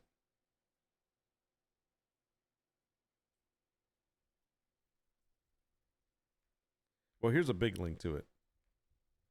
Here, go get it. Go get it. There's the big link. $4.49. Download it today. That's so funny. Well, my immediate thought is to offer your images as both digital and prints. Yes. So that's where. All right. So here's the conversation with that. Let's talk about that for a second. So here is, for example, this is a listing that we have there, right? I'll go ahead and make this big for a second. So this is a listing for digital downloads of these prints. There's how many of them? 5, 6. Is that 10? Yeah, that's about 10. I think it's 10. I don't know why I thought it was 9. Anyways, whatever it is. So all of those prints are digital prints that you can download, and they all come in this one pack. And they come in multiple sizes also. And I believe I can't remember how much this one is. This was $9.99 for the whole thing, and individually, I think I had them listed for like $3.99 individually. Yeah, so they're listed available individually as well. Wrong one. Anyways, the point being is, originally I had thought of putting digitals and printables in the same shop, but that's where it's like some people get confused. Like I talked about this with Brink, and he says it probably isn't a good idea because some people will think that it was a like a print, and then they're getting the digital, and they'll really want the print, and then you're going to deal with headaches of having to refund money, and then they're going to buy the right one and whatever. It's a pain in the ass. So that's where he says people get confused. But when you think about it, they say digital download right here, and the listing itself says digital download. And if you think you're getting a print mailed to you and shipped to you for $3.99, you're smoking crack. I mean, seriously. So that's where I think for the redesign, I need to offer them in both, or for my fine art one, I should offer digital ones of those as well. Now, here's where I thought of doing the difference that I thought of doing instead is make all of my fine art prints available digitally on a separate shop. But the problem is two things. One, it has a possibility of lessening the impact and potential of the printed ones selling. And also, yeah, I don't know. There's nothing else. Take the personalization box and say, by typing yes, I understand that I am purchasing a digital print and no physical copy will be sent. Yeah, you could do that. That's true. And they can't complete sale until they type yes. That's a good idea. Now, I do not think, if I'm not mistaken, let's open up that shop for a second. I don't think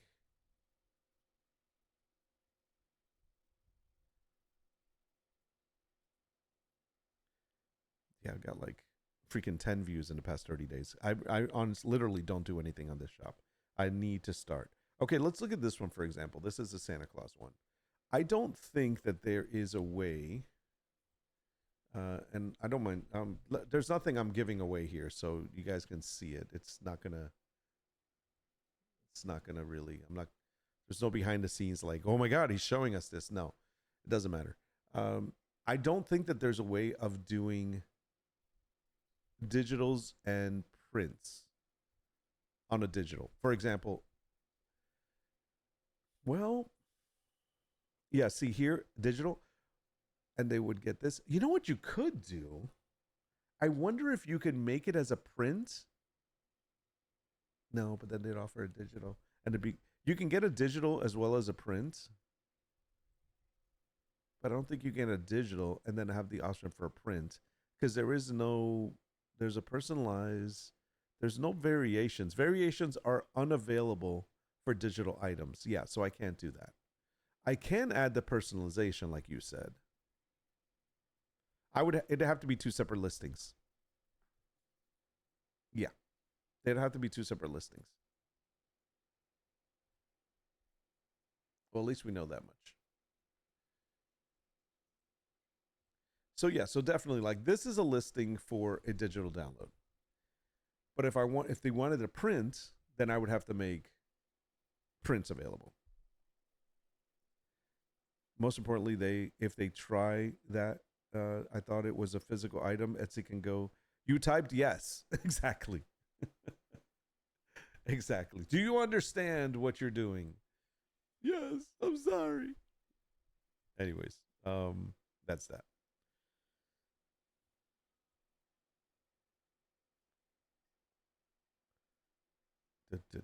All right, let me close that for a second. Let's see what else we got. So the games are a great idea. So I know I went on a sidetrack there, but the games are a really great idea for any. If you think about it, for any party, it doesn't have to be a Christmas party. You can do bingo cards related to whatever the event is. Or you get really creative. You can do it for Halloween. You can do it for Mother's Day. You can do it for Valentine's Day. You can do anything. Anytime is people getting together with more than two people, you can do a freaking bingo game. Party games are great. All right, so that's that. Wrapping paper, gift wrapping paper is an idea, except for the fact that the gift tags are better. The gift wrapping paper, the profit margin is very low. It's not worth it. But if you give somebody a pattern, you can sell a pattern. This is something you can actually do. You can create a tiled pattern with Midjourney. So, for example,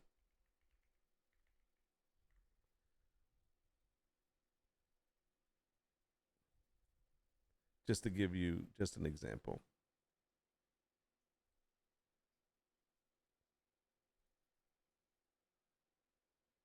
Save image. Okay. So let's say you are providing people a downloadable tile pattern that they can go, and you can show them how to do this. This is actually a good idea. I don't know why I haven't done this.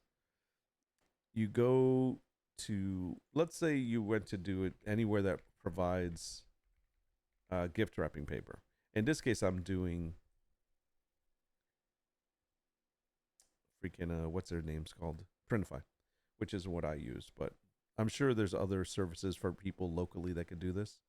But let's see if I go to gift wrapping paper. So the cost of it for me to do is it's just not worth it. But let's say I was going to do this. Gift wrapping paper is actually provide information. Let's say the largest one. See, the largest roll is $20.55, and the shipping is $13.49. Nobody's paying that amount, and even for a small amount. But let's say I'm going to do this. So I'm going to start designing. So instead, you sell a downloadable print, a downloadable of this. So here's the roll, right? Now watch this. Now I'm going to try to make this a little bit bigger just so I can see it. Why can't I don't understand why this doesn't let me move. Oh, here it is. I want to move this around. I'm going to increase this. And I'm going to move you over here. All right, that's a long roll of the gift wrapping paper, right? Now watch this. So now I'm going to go ahead and take that tile, because it's a tile pattern. If I can find it. Grab this tile pattern that I just downloaded. I'm going to throw it in there. And okay, now you see it as one little tile, right? Okay, there it is. It's a little tile. Now, watch what happens. If I go here and I say create pattern, it's going to duplicate that tile over and over. Now, I could make it bigger, and so it makes it bigger. So let's say I just wanted to have it like that. So now I've just made from that one little square, which is a pattern that recreates itself over and over, I have now made an actual wrapping paper of, in this case, flannel. Now, what does it look like? Let's see. So now we'll go to preview, and we know what it looks like that, but let's see what it looks like this way.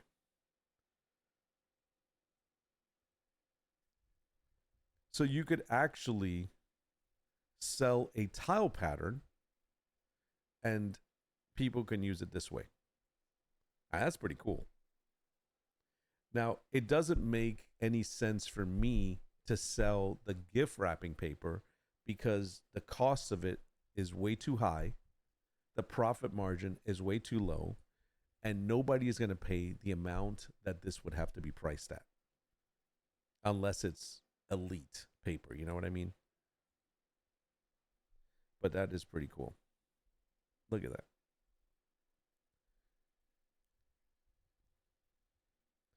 A lot of my plan sellers are doing that because people are dumb. Yeah. Nice. So again, so this is a great idea. And so selling a pattern, so if I made like, these are patterns that I've made, right? And these are all tile patterns that I'm working on something else right now. And so if I make some Christmas ones or birthday ones or whatever, and just make tile patterns and sell just that little tile, that's the way to do it. So that's another option for a digital download. And you would have to explain this is for tile pattern and explain how to use it. You literally have to explain how to use it. Sorry about that.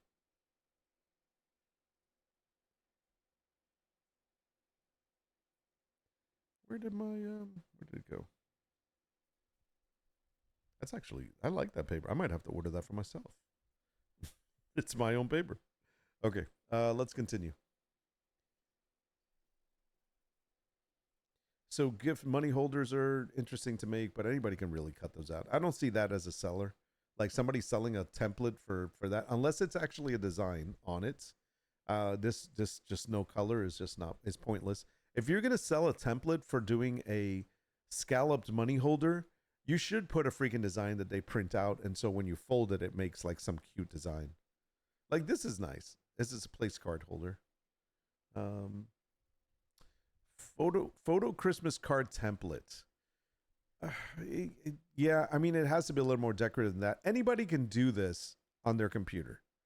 Seriously, though, it's not rocket science. Same thing with this one. Printable family Christmas ornament. But if it's selling, it's the top 100. I don't understand how that's top 100. How is that top 100? But okay. Socks I get. Is that it? Oh no, there's more. Coupons, okay, more coupons. This is in Canva. That's kind of probably smart to do. Teddy bear knitting pattern. Holy crap, I totally want to learn how to do this. I would sell the crap out of those little bears if I made a bunch of different color ones. We need to learn how to do this. How long does it take to learn how to do that? Wow. Hi, can you make these? Is it knit or crochet? It is. It says knit. Can you main it? Can I main? Oh, I'm sorry. I didn't main it. I'm sorry. Sorry. Oh, damn. Wrong one. Damn it. Where's my. There it is. Sorry. Thanks. That. Can you make that?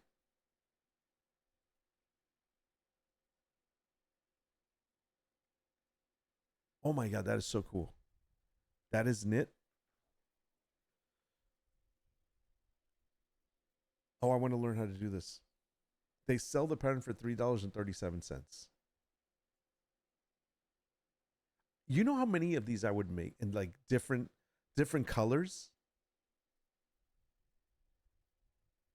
You can get a knitting machine that will make tubes run about $100. Really?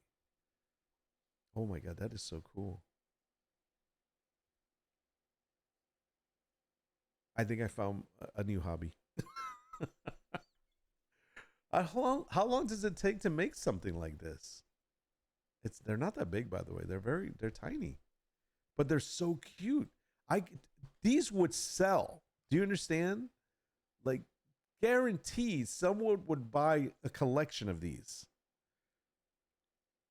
And all you need to, here's the next step, guys. I'm giving you gold here. I'm telling you, I know not enough people are watching this right now, but if later on people watch this, I'm gonna have to give you gold. Let me just tell you, I'm giving you gold here. This, and you make a little engraved piece of wood that has like a saying on it or somebody's name or I love you or just some words of encouragement and affirmation and they hold it. Oh my God. You know that's out there. Can you go in chat? I got like 10 minutes. Okay, hold on. Discord.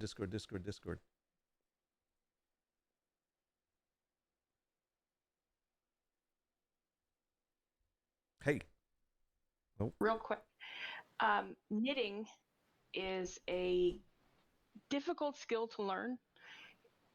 And to do something in that size with the type of yarn that you would need to be working with, the size of needles you'd need to be working with, that's really, really difficult for beginners to do. Man, I need to Two, find a grandma. number two, if I'm being really realistic, and I'm thinking of this as someone who is, I'm like an intermediate knitter. I'm an experienced crocheter, kind of intermediate knitter. Mm-hmm. Even at my skill level, making that bear probably 2 or 3 days. Really? If I sat and worked at it 5 or 6 hours at a time. So I should get somebody from a bunch of kids from a third world country and put them in a sweatshop and have them do it. No, that's what I'm saying is that it's not that it's not worth. I think learning knitting and crocheting is a wonderful skill, and Mm-hmm. I impress it on anybody. Mm-hmm.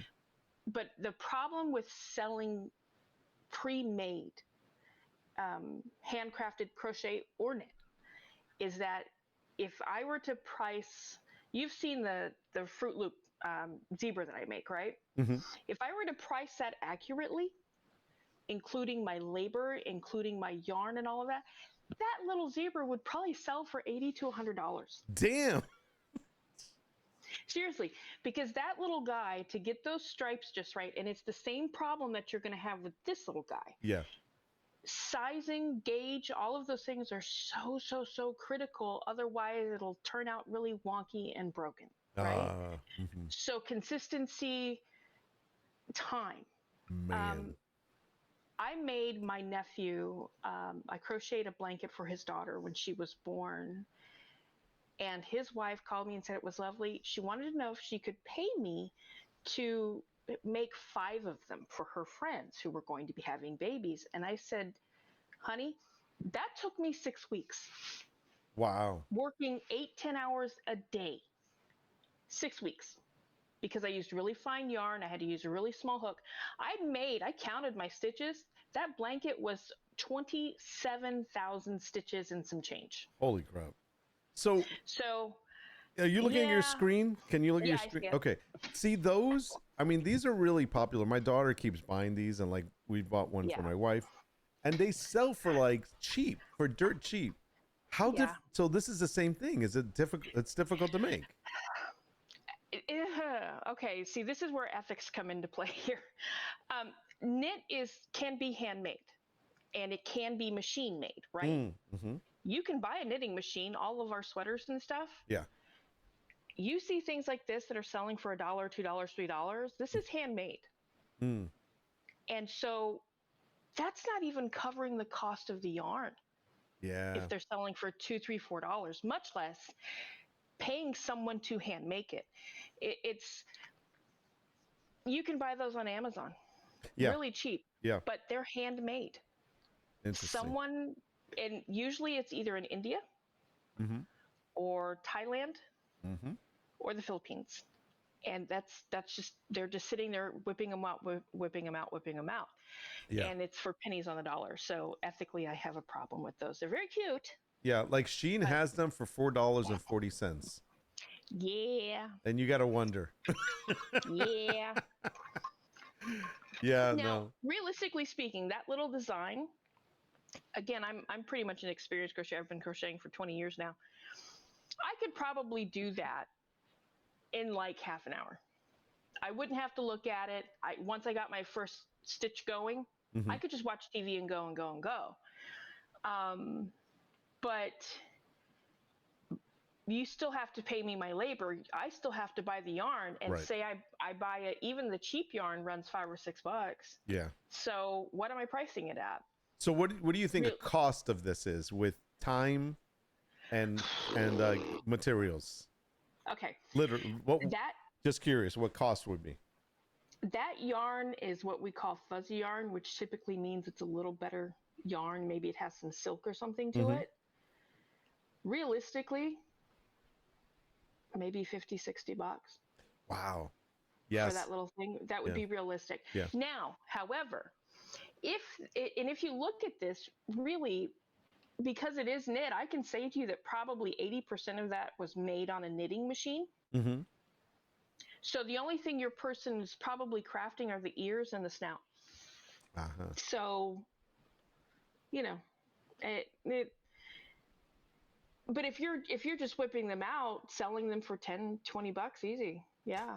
Yeah. I mean, a knitting machine can handle that, but if you're going to do something like that, and I'm not trying to discourage you No, from no, no. I mean, any I of know this. nothing about this, so this is good. I mean, if I went this route, I'd love to know what it would take. Knitting machine. I don't So even know what a knitting machine is, so. you can get a little kids one that you hand crank, and they're fun to learn on. But honestly, if you're going to do something like this, you would invest in an electric knitting machine. A good one's going to run you anywhere from $120 to $200. But, and this is the thing, you could make just tube after tube after tube, close it off, buy a pom pom, sew it on top, and boom, you got a hat. Wow. So a knitting machine, if this is something that you're looking at business wise, it's not a bad investment, but you're still going to have a learning curve. You're going to have to learn how to salvage the ends so that they don't fray. You're going to have to learn to create your gaiter, which is what keeps the hat snug on your head. Right. That pretty little edge that everybody likes. Yeah. Pom poms, you can buy those a dime a dozen. That doesn't really matter. But here's my caveat to that. I can go on Amazon right now and buy a really cute hat with a big pom pom for like $9. Yeah, exactly. No, I think, So yeah, my thing is, if I look at this, it'd be like, all right, these are really cute. I'd want from the artistic creative standpoint, I'd want to make Absolutely. a series of like a little collection of them. And so that's where it's not about mass churning them, but more along the lines of putting like a piece of art out. Like you could create baby baskets. Baby baskets. So like baby shower gifts. Uh-huh. Oh, I see what you're saying. Yeah. And sell him to hold the card. Yes. Or be the little deco on the top. You know what I mean? Because you're not going to give that to a baby. Correct. That's bad juju. The eyes alone would pop right out. If you give that to anyone under the age of probably 5 or 6, it'll pop right out and they'll probably swallow them because kids aren't smart. These machines are crazy. I didn't even know these machines existed. They are, and they're a lot of fun. I'll be honest with you. Kidlet had one for years, and we used to love having fun with them. We would stripe stuff, and she'd have a good old time with it, and they're cool. I would say to you that something like that, if you're going to do something like that, get creative and make like a big bolster pillow with some goofy faces on it. That's crazy. You could go out and buy pre-sewn eyes and a nose. Yeah. And just make kind of like little cute nursery kind of toddler kind of little pillows for them to hug and hang on to. That would be where I would go with that rather than him, because even though he is knitted on a machine, and I'm not saying this one is, but even if he were, you still have to sew it all together. You still have to stuff it, and you still have to put the eyes in, and that's not as easy as it sounds. Oh my God. I just saw their site. I'm sorry. Oh my God. I know Nort's a manly guy. I know you guys think of me as this manly man, but man, these are cute. Look at this.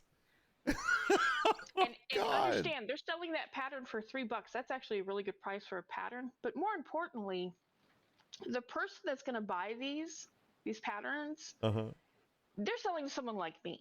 Yeah. I'm the person that's going to go, oh my God, I love that. That would be a perfect gift for insert name. And I'm not going to make this sell. I'm going to, because I understand, even looking at this, and I wouldn't even call, I think I'd probably put myself at the end of beginning of intermediate knitter. Any one of those would take me a few days. One of them. Just to make the pieces. Yeah. And then have to stitch it all together. They're all cute as sin, though. They are, aren't they? I mean, oh my God, the little houses give me panic. Wait, where's the little house? Hold on. Oh my God. They're cute as heck, but you know why they give me panic? Do you know how tiny the needles and yarn would have to be? Oh my God, no. Oh my God, no, I can't. These are so cute.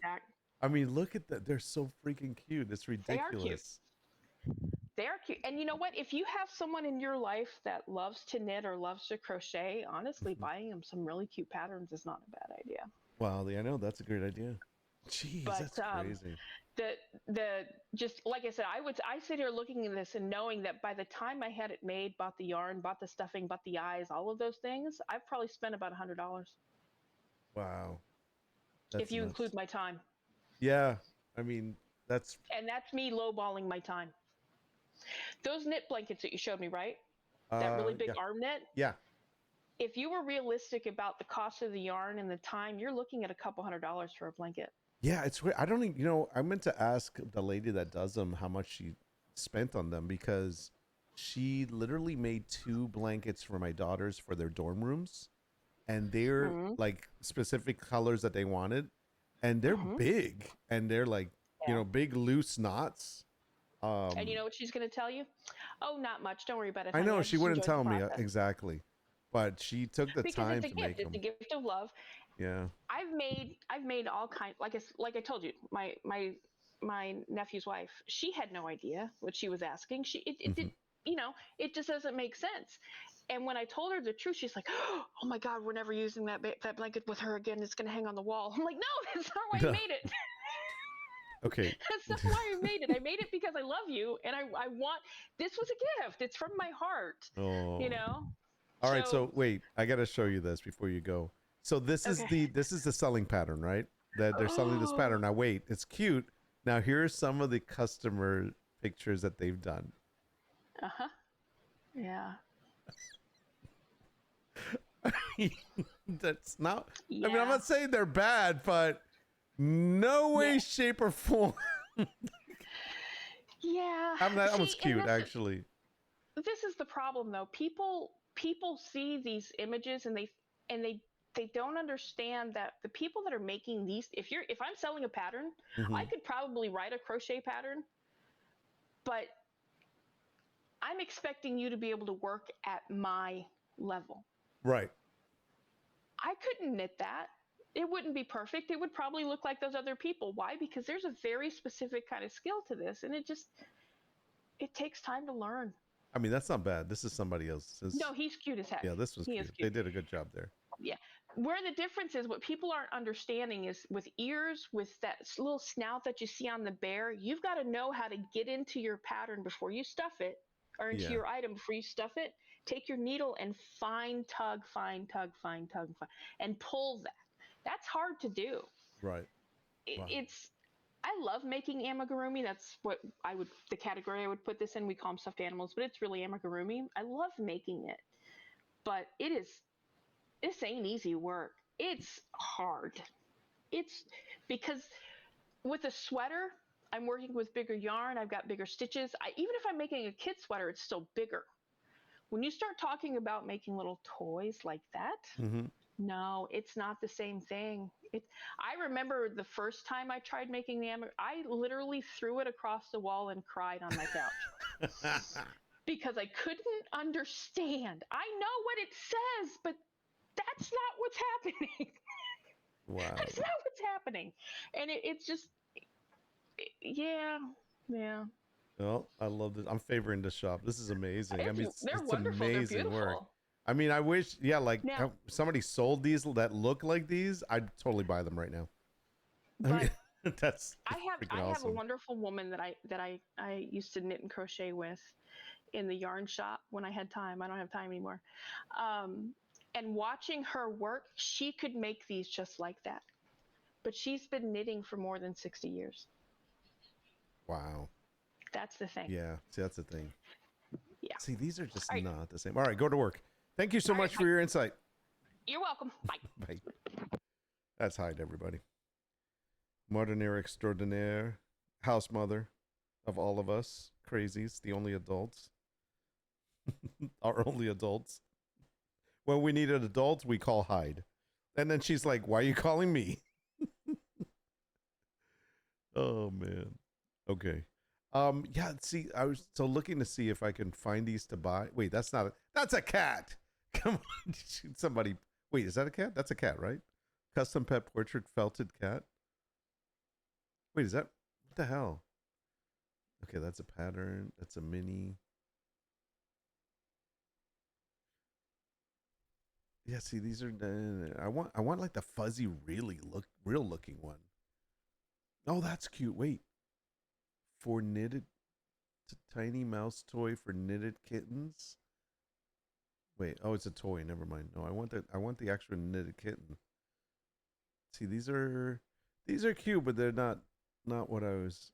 I'm envisioning the ones from the pattern, like this guy, but this is a pattern.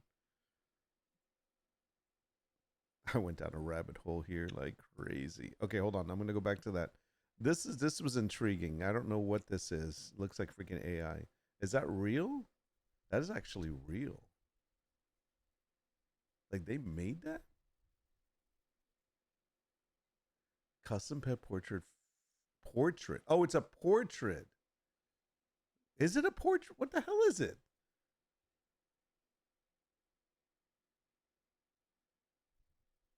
Oh no. Oh no, this is something you can make. That's it's a pattern? Holy shit. What? Wow. Look up felting. Oh, something else might pop up. I'm a little scared.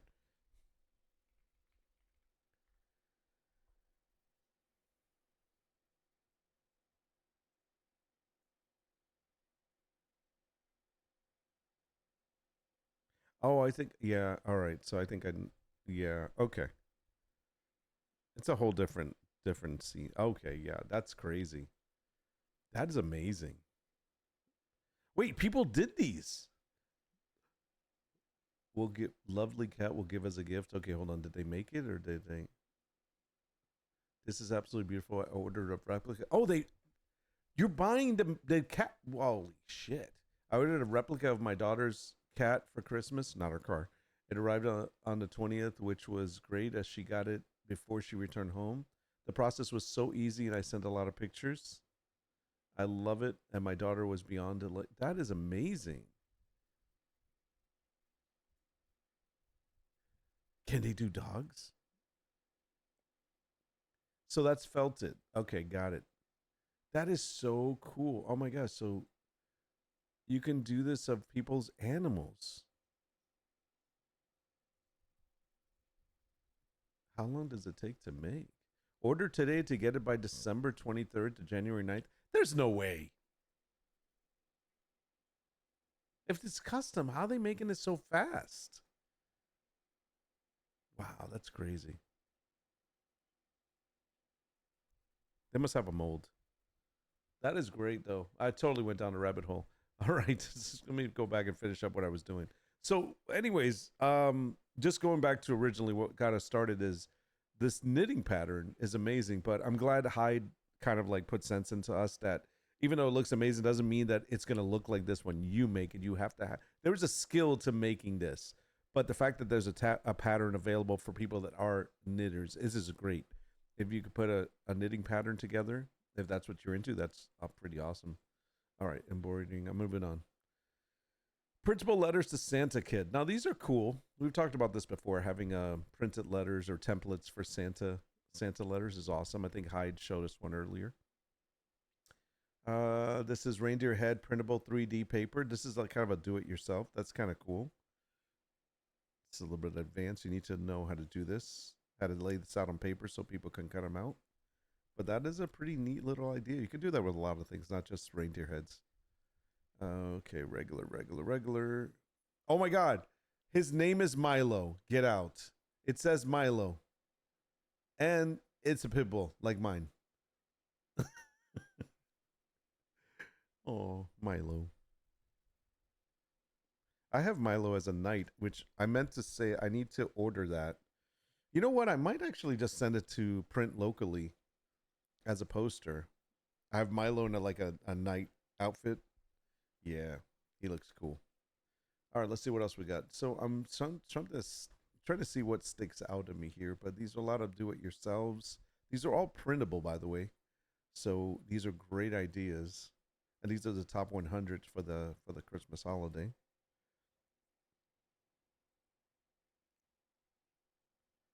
Okay, that's around right for a small felt one. Okay. I don't listen. I'm gonna be honest. If you're running an Etsy shop and you happen to see this, I don't know if you will, but if you do, I don't. I really think that it's still not too late to if you can do something like this and put it up. If your store is already getting views, if you have an existing store that's selling already, and you throw up one of these items, like a digital item that you could make right now, it would probably still sell. It's not too late. I would have to pump up the numbers on my store in order to freaking get anything to be seen. But this is all pretty cool. A lot of familiar stuff. I'm not. There's a couple of things I saw that was like, never thought of that. But for the most part, it's pretty much kind of the same.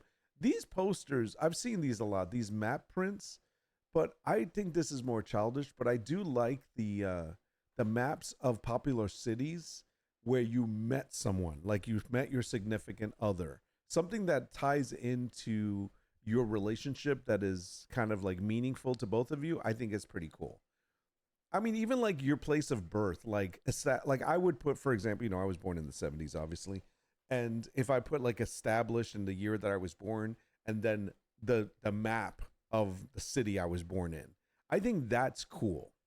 That's a pretty cool present to give somebody. And if it's like a cool map, like make it, don't make it like a regular map, like maybe make it one color, even black and white. It's okay.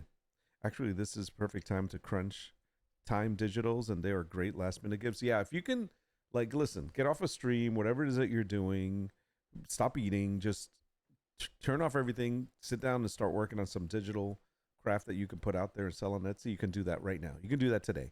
Get it out there by tomorrow, Thursday latest. Cute gift card holders that someone can print and cut out. Yeah, definitely. And you can find so many ideas online right now. There's the printable gift tops again, gift toppers. The coupons are big. I think the coupons are a way to go if you can sell those to people you know. Like, hey man, download only $2.99. Come on. I'm totally gonna push my freaking my bingo game. Anybody need a bingo game? I'm gonna throw it out there on Facebook. Hey guys, I don't know if you know, $3.99. Go get it. Go get it. Have yourself a ball. Give something to the kids to do.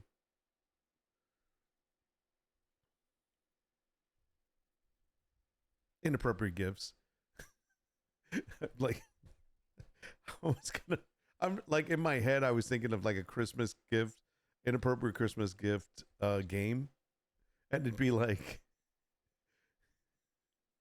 Santa's not, that man's not your daddy, and something to do with like drawing what your daddy actually looks like, and not Santa Claus. I'm sorry. I don't know what that got in my head. I was thinking of like a Christmas game, an appropriate Christmas game for young people. And in my head, I thought of Santa Claus. And no, that's not your dad. And I guess it comes from, I saw mommy kissing Santa Claus, but that's not your dad. So here I am thinking, let's make a game of, no, that's not your daddy. And have them like do like a gingerbread template, and then have them draw what their dad actually looks like, and then put a hat, then put the like put the Santa hat on him, put the Santa coat on him, like little cuts out. That would be totally an appropriate kids party game to do to keep them busy during the holidays. Damn it, Nord. My face meeting rolling. Strike again. If there was a poker face award, I would win. You're probably like, oh, I'm just thinking that would be great. Somebody's got to do that. That man is not your daddy. It's a Santa game.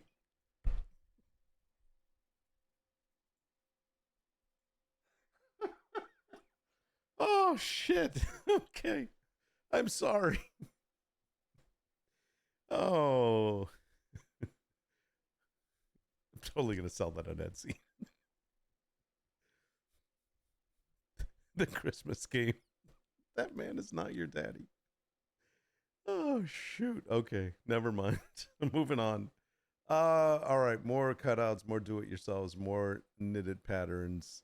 I'm just scamming through this now. We've been at this for a while now, so I'm looking through to see if there's anything else. Custom song photo print. This looks a lot like Spotify, even though they're saying it's not. You might get in trouble doing that. I wouldn't necessarily do that. I like the custom pet and owner portrait. This is interesting to do. It's a digital download for $31. Man, I can do this so much easier and could charge about half of that or less than that and still make it good. So that's good. Custom dog portrait watercolor. I think that's somebody literally doing that. I would not attempt it. Photo playing card. Put the person's picture. Put the person's picture in the middle, and then with a regular playing card, but you put their initials on the corners instead of the ace. That's interesting.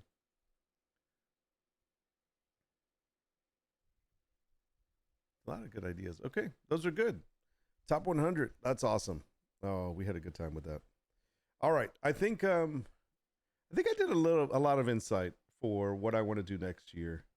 And definitely listen, it's still not too late. Like I said, if you want to do some digital downloads, I mean, now's the time to do them. If you haven't done them yet, if I can get to my screen, that would be great. There we go. Okay, sorry about that. My screens are all over the place today. Boom, boom. Yeah, definitely. Digital downloads are still possible. You got time. It is the 16th. Listen, 9 days. Was it 9 days to Christmas? Something like that. Yeah, there you go. So you can still do it. You never know. I would say this. I'm gonna say this. If you are an Etsy person and you're putting this out there, and you're gonna do a quick digital download, and you're putting it up now, even if you have a strong sales on your store, I would really market it locally to people that you know, and that would probably like Facebook, like people that are friends of yours that you know already, unless you have a customer base that you can email to right now, and then that would be the driving force. And I would totally do that, especially if it's like a printable download that they can use at a party or something at their next Christmas party, or for their kids because they have kids. Like if you make something, hey, keep the kids busy. They're off of school, and I know they're giving you headaches, and you don't want them outside or playing on the computer all the time. So give them something to do. Give them a game. Give them a puzzle, whatever. That you can digitally download. Cost them, $2, $3, $4 at most. That's not a bad thing to offer your friends. Like I always listen, I'm being completely honest. Like I've said this before, and I know we did the Norwood poster, which we need to list, but I've even said this for anything to do with streaming. Like instead of somebody subbing to me, like giving Amazon and Twitch money, I would rather you go to my digital shop when I put this stuff up. Listen, hold on, let's find it again. I gotta go to my digital shop for a second. Give me one moment. Even the bingo gift, man. The bingo thing is like what, $3.99? I'd rather you get that. Oh shit. Wrong place, wrong place. I'd rather you get that than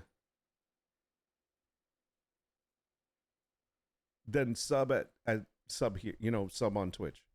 Because why? Because you'll get something in return. Let me find it. I'll give you the link. Here's the link. I'm going to share the link. I think the copy link. Perfect.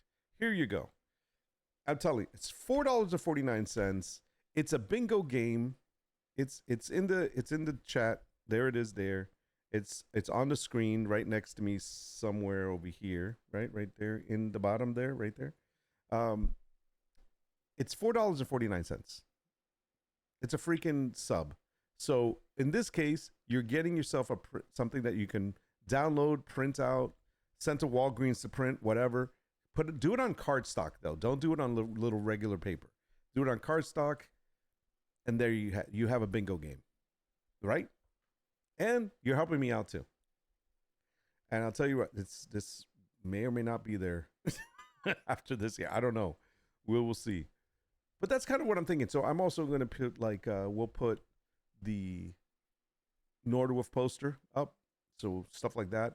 And I really think it's a better way to spend your sub money than to sub and not get anything back. Makes sense to me. Helps you, helps me. You get something, I get something. We're all happy. Anywho, who's time to go. Hey, listen, I hope you had a great morning. I know it is afternoon and we started in the afternoon, but I hope your day was great. I hope the rest of it is amazing. Whatever it is that you're doing or got to do today, hey, there's always tomorrow. If you didn't get everything done, but if it was a great day, go ahead and reward yourself. Get yourself an extra treat.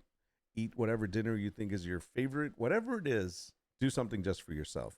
But as always, be kind to others, take care of yourself, take care of others. Don't do anything that's going to hurt you. As long as it makes you happy, it's great. But as long as it doesn't hurt you or anyone else, it's always good. And as always, get outside, breathe some fresh air. But if it's snowing or cold, make sure you bundle up first, because don't yell at me because you got a cold because you ran outside in your freaking pajamas and did not warm up. I'm just saying. Have a good one, Hyde. Enjoy the rest of your meeting. I will see you guys on the next one. Tomorrow I will be here. I may be here later playing a game. We will see. But until next time, take care of yourself. I'm out. Peace.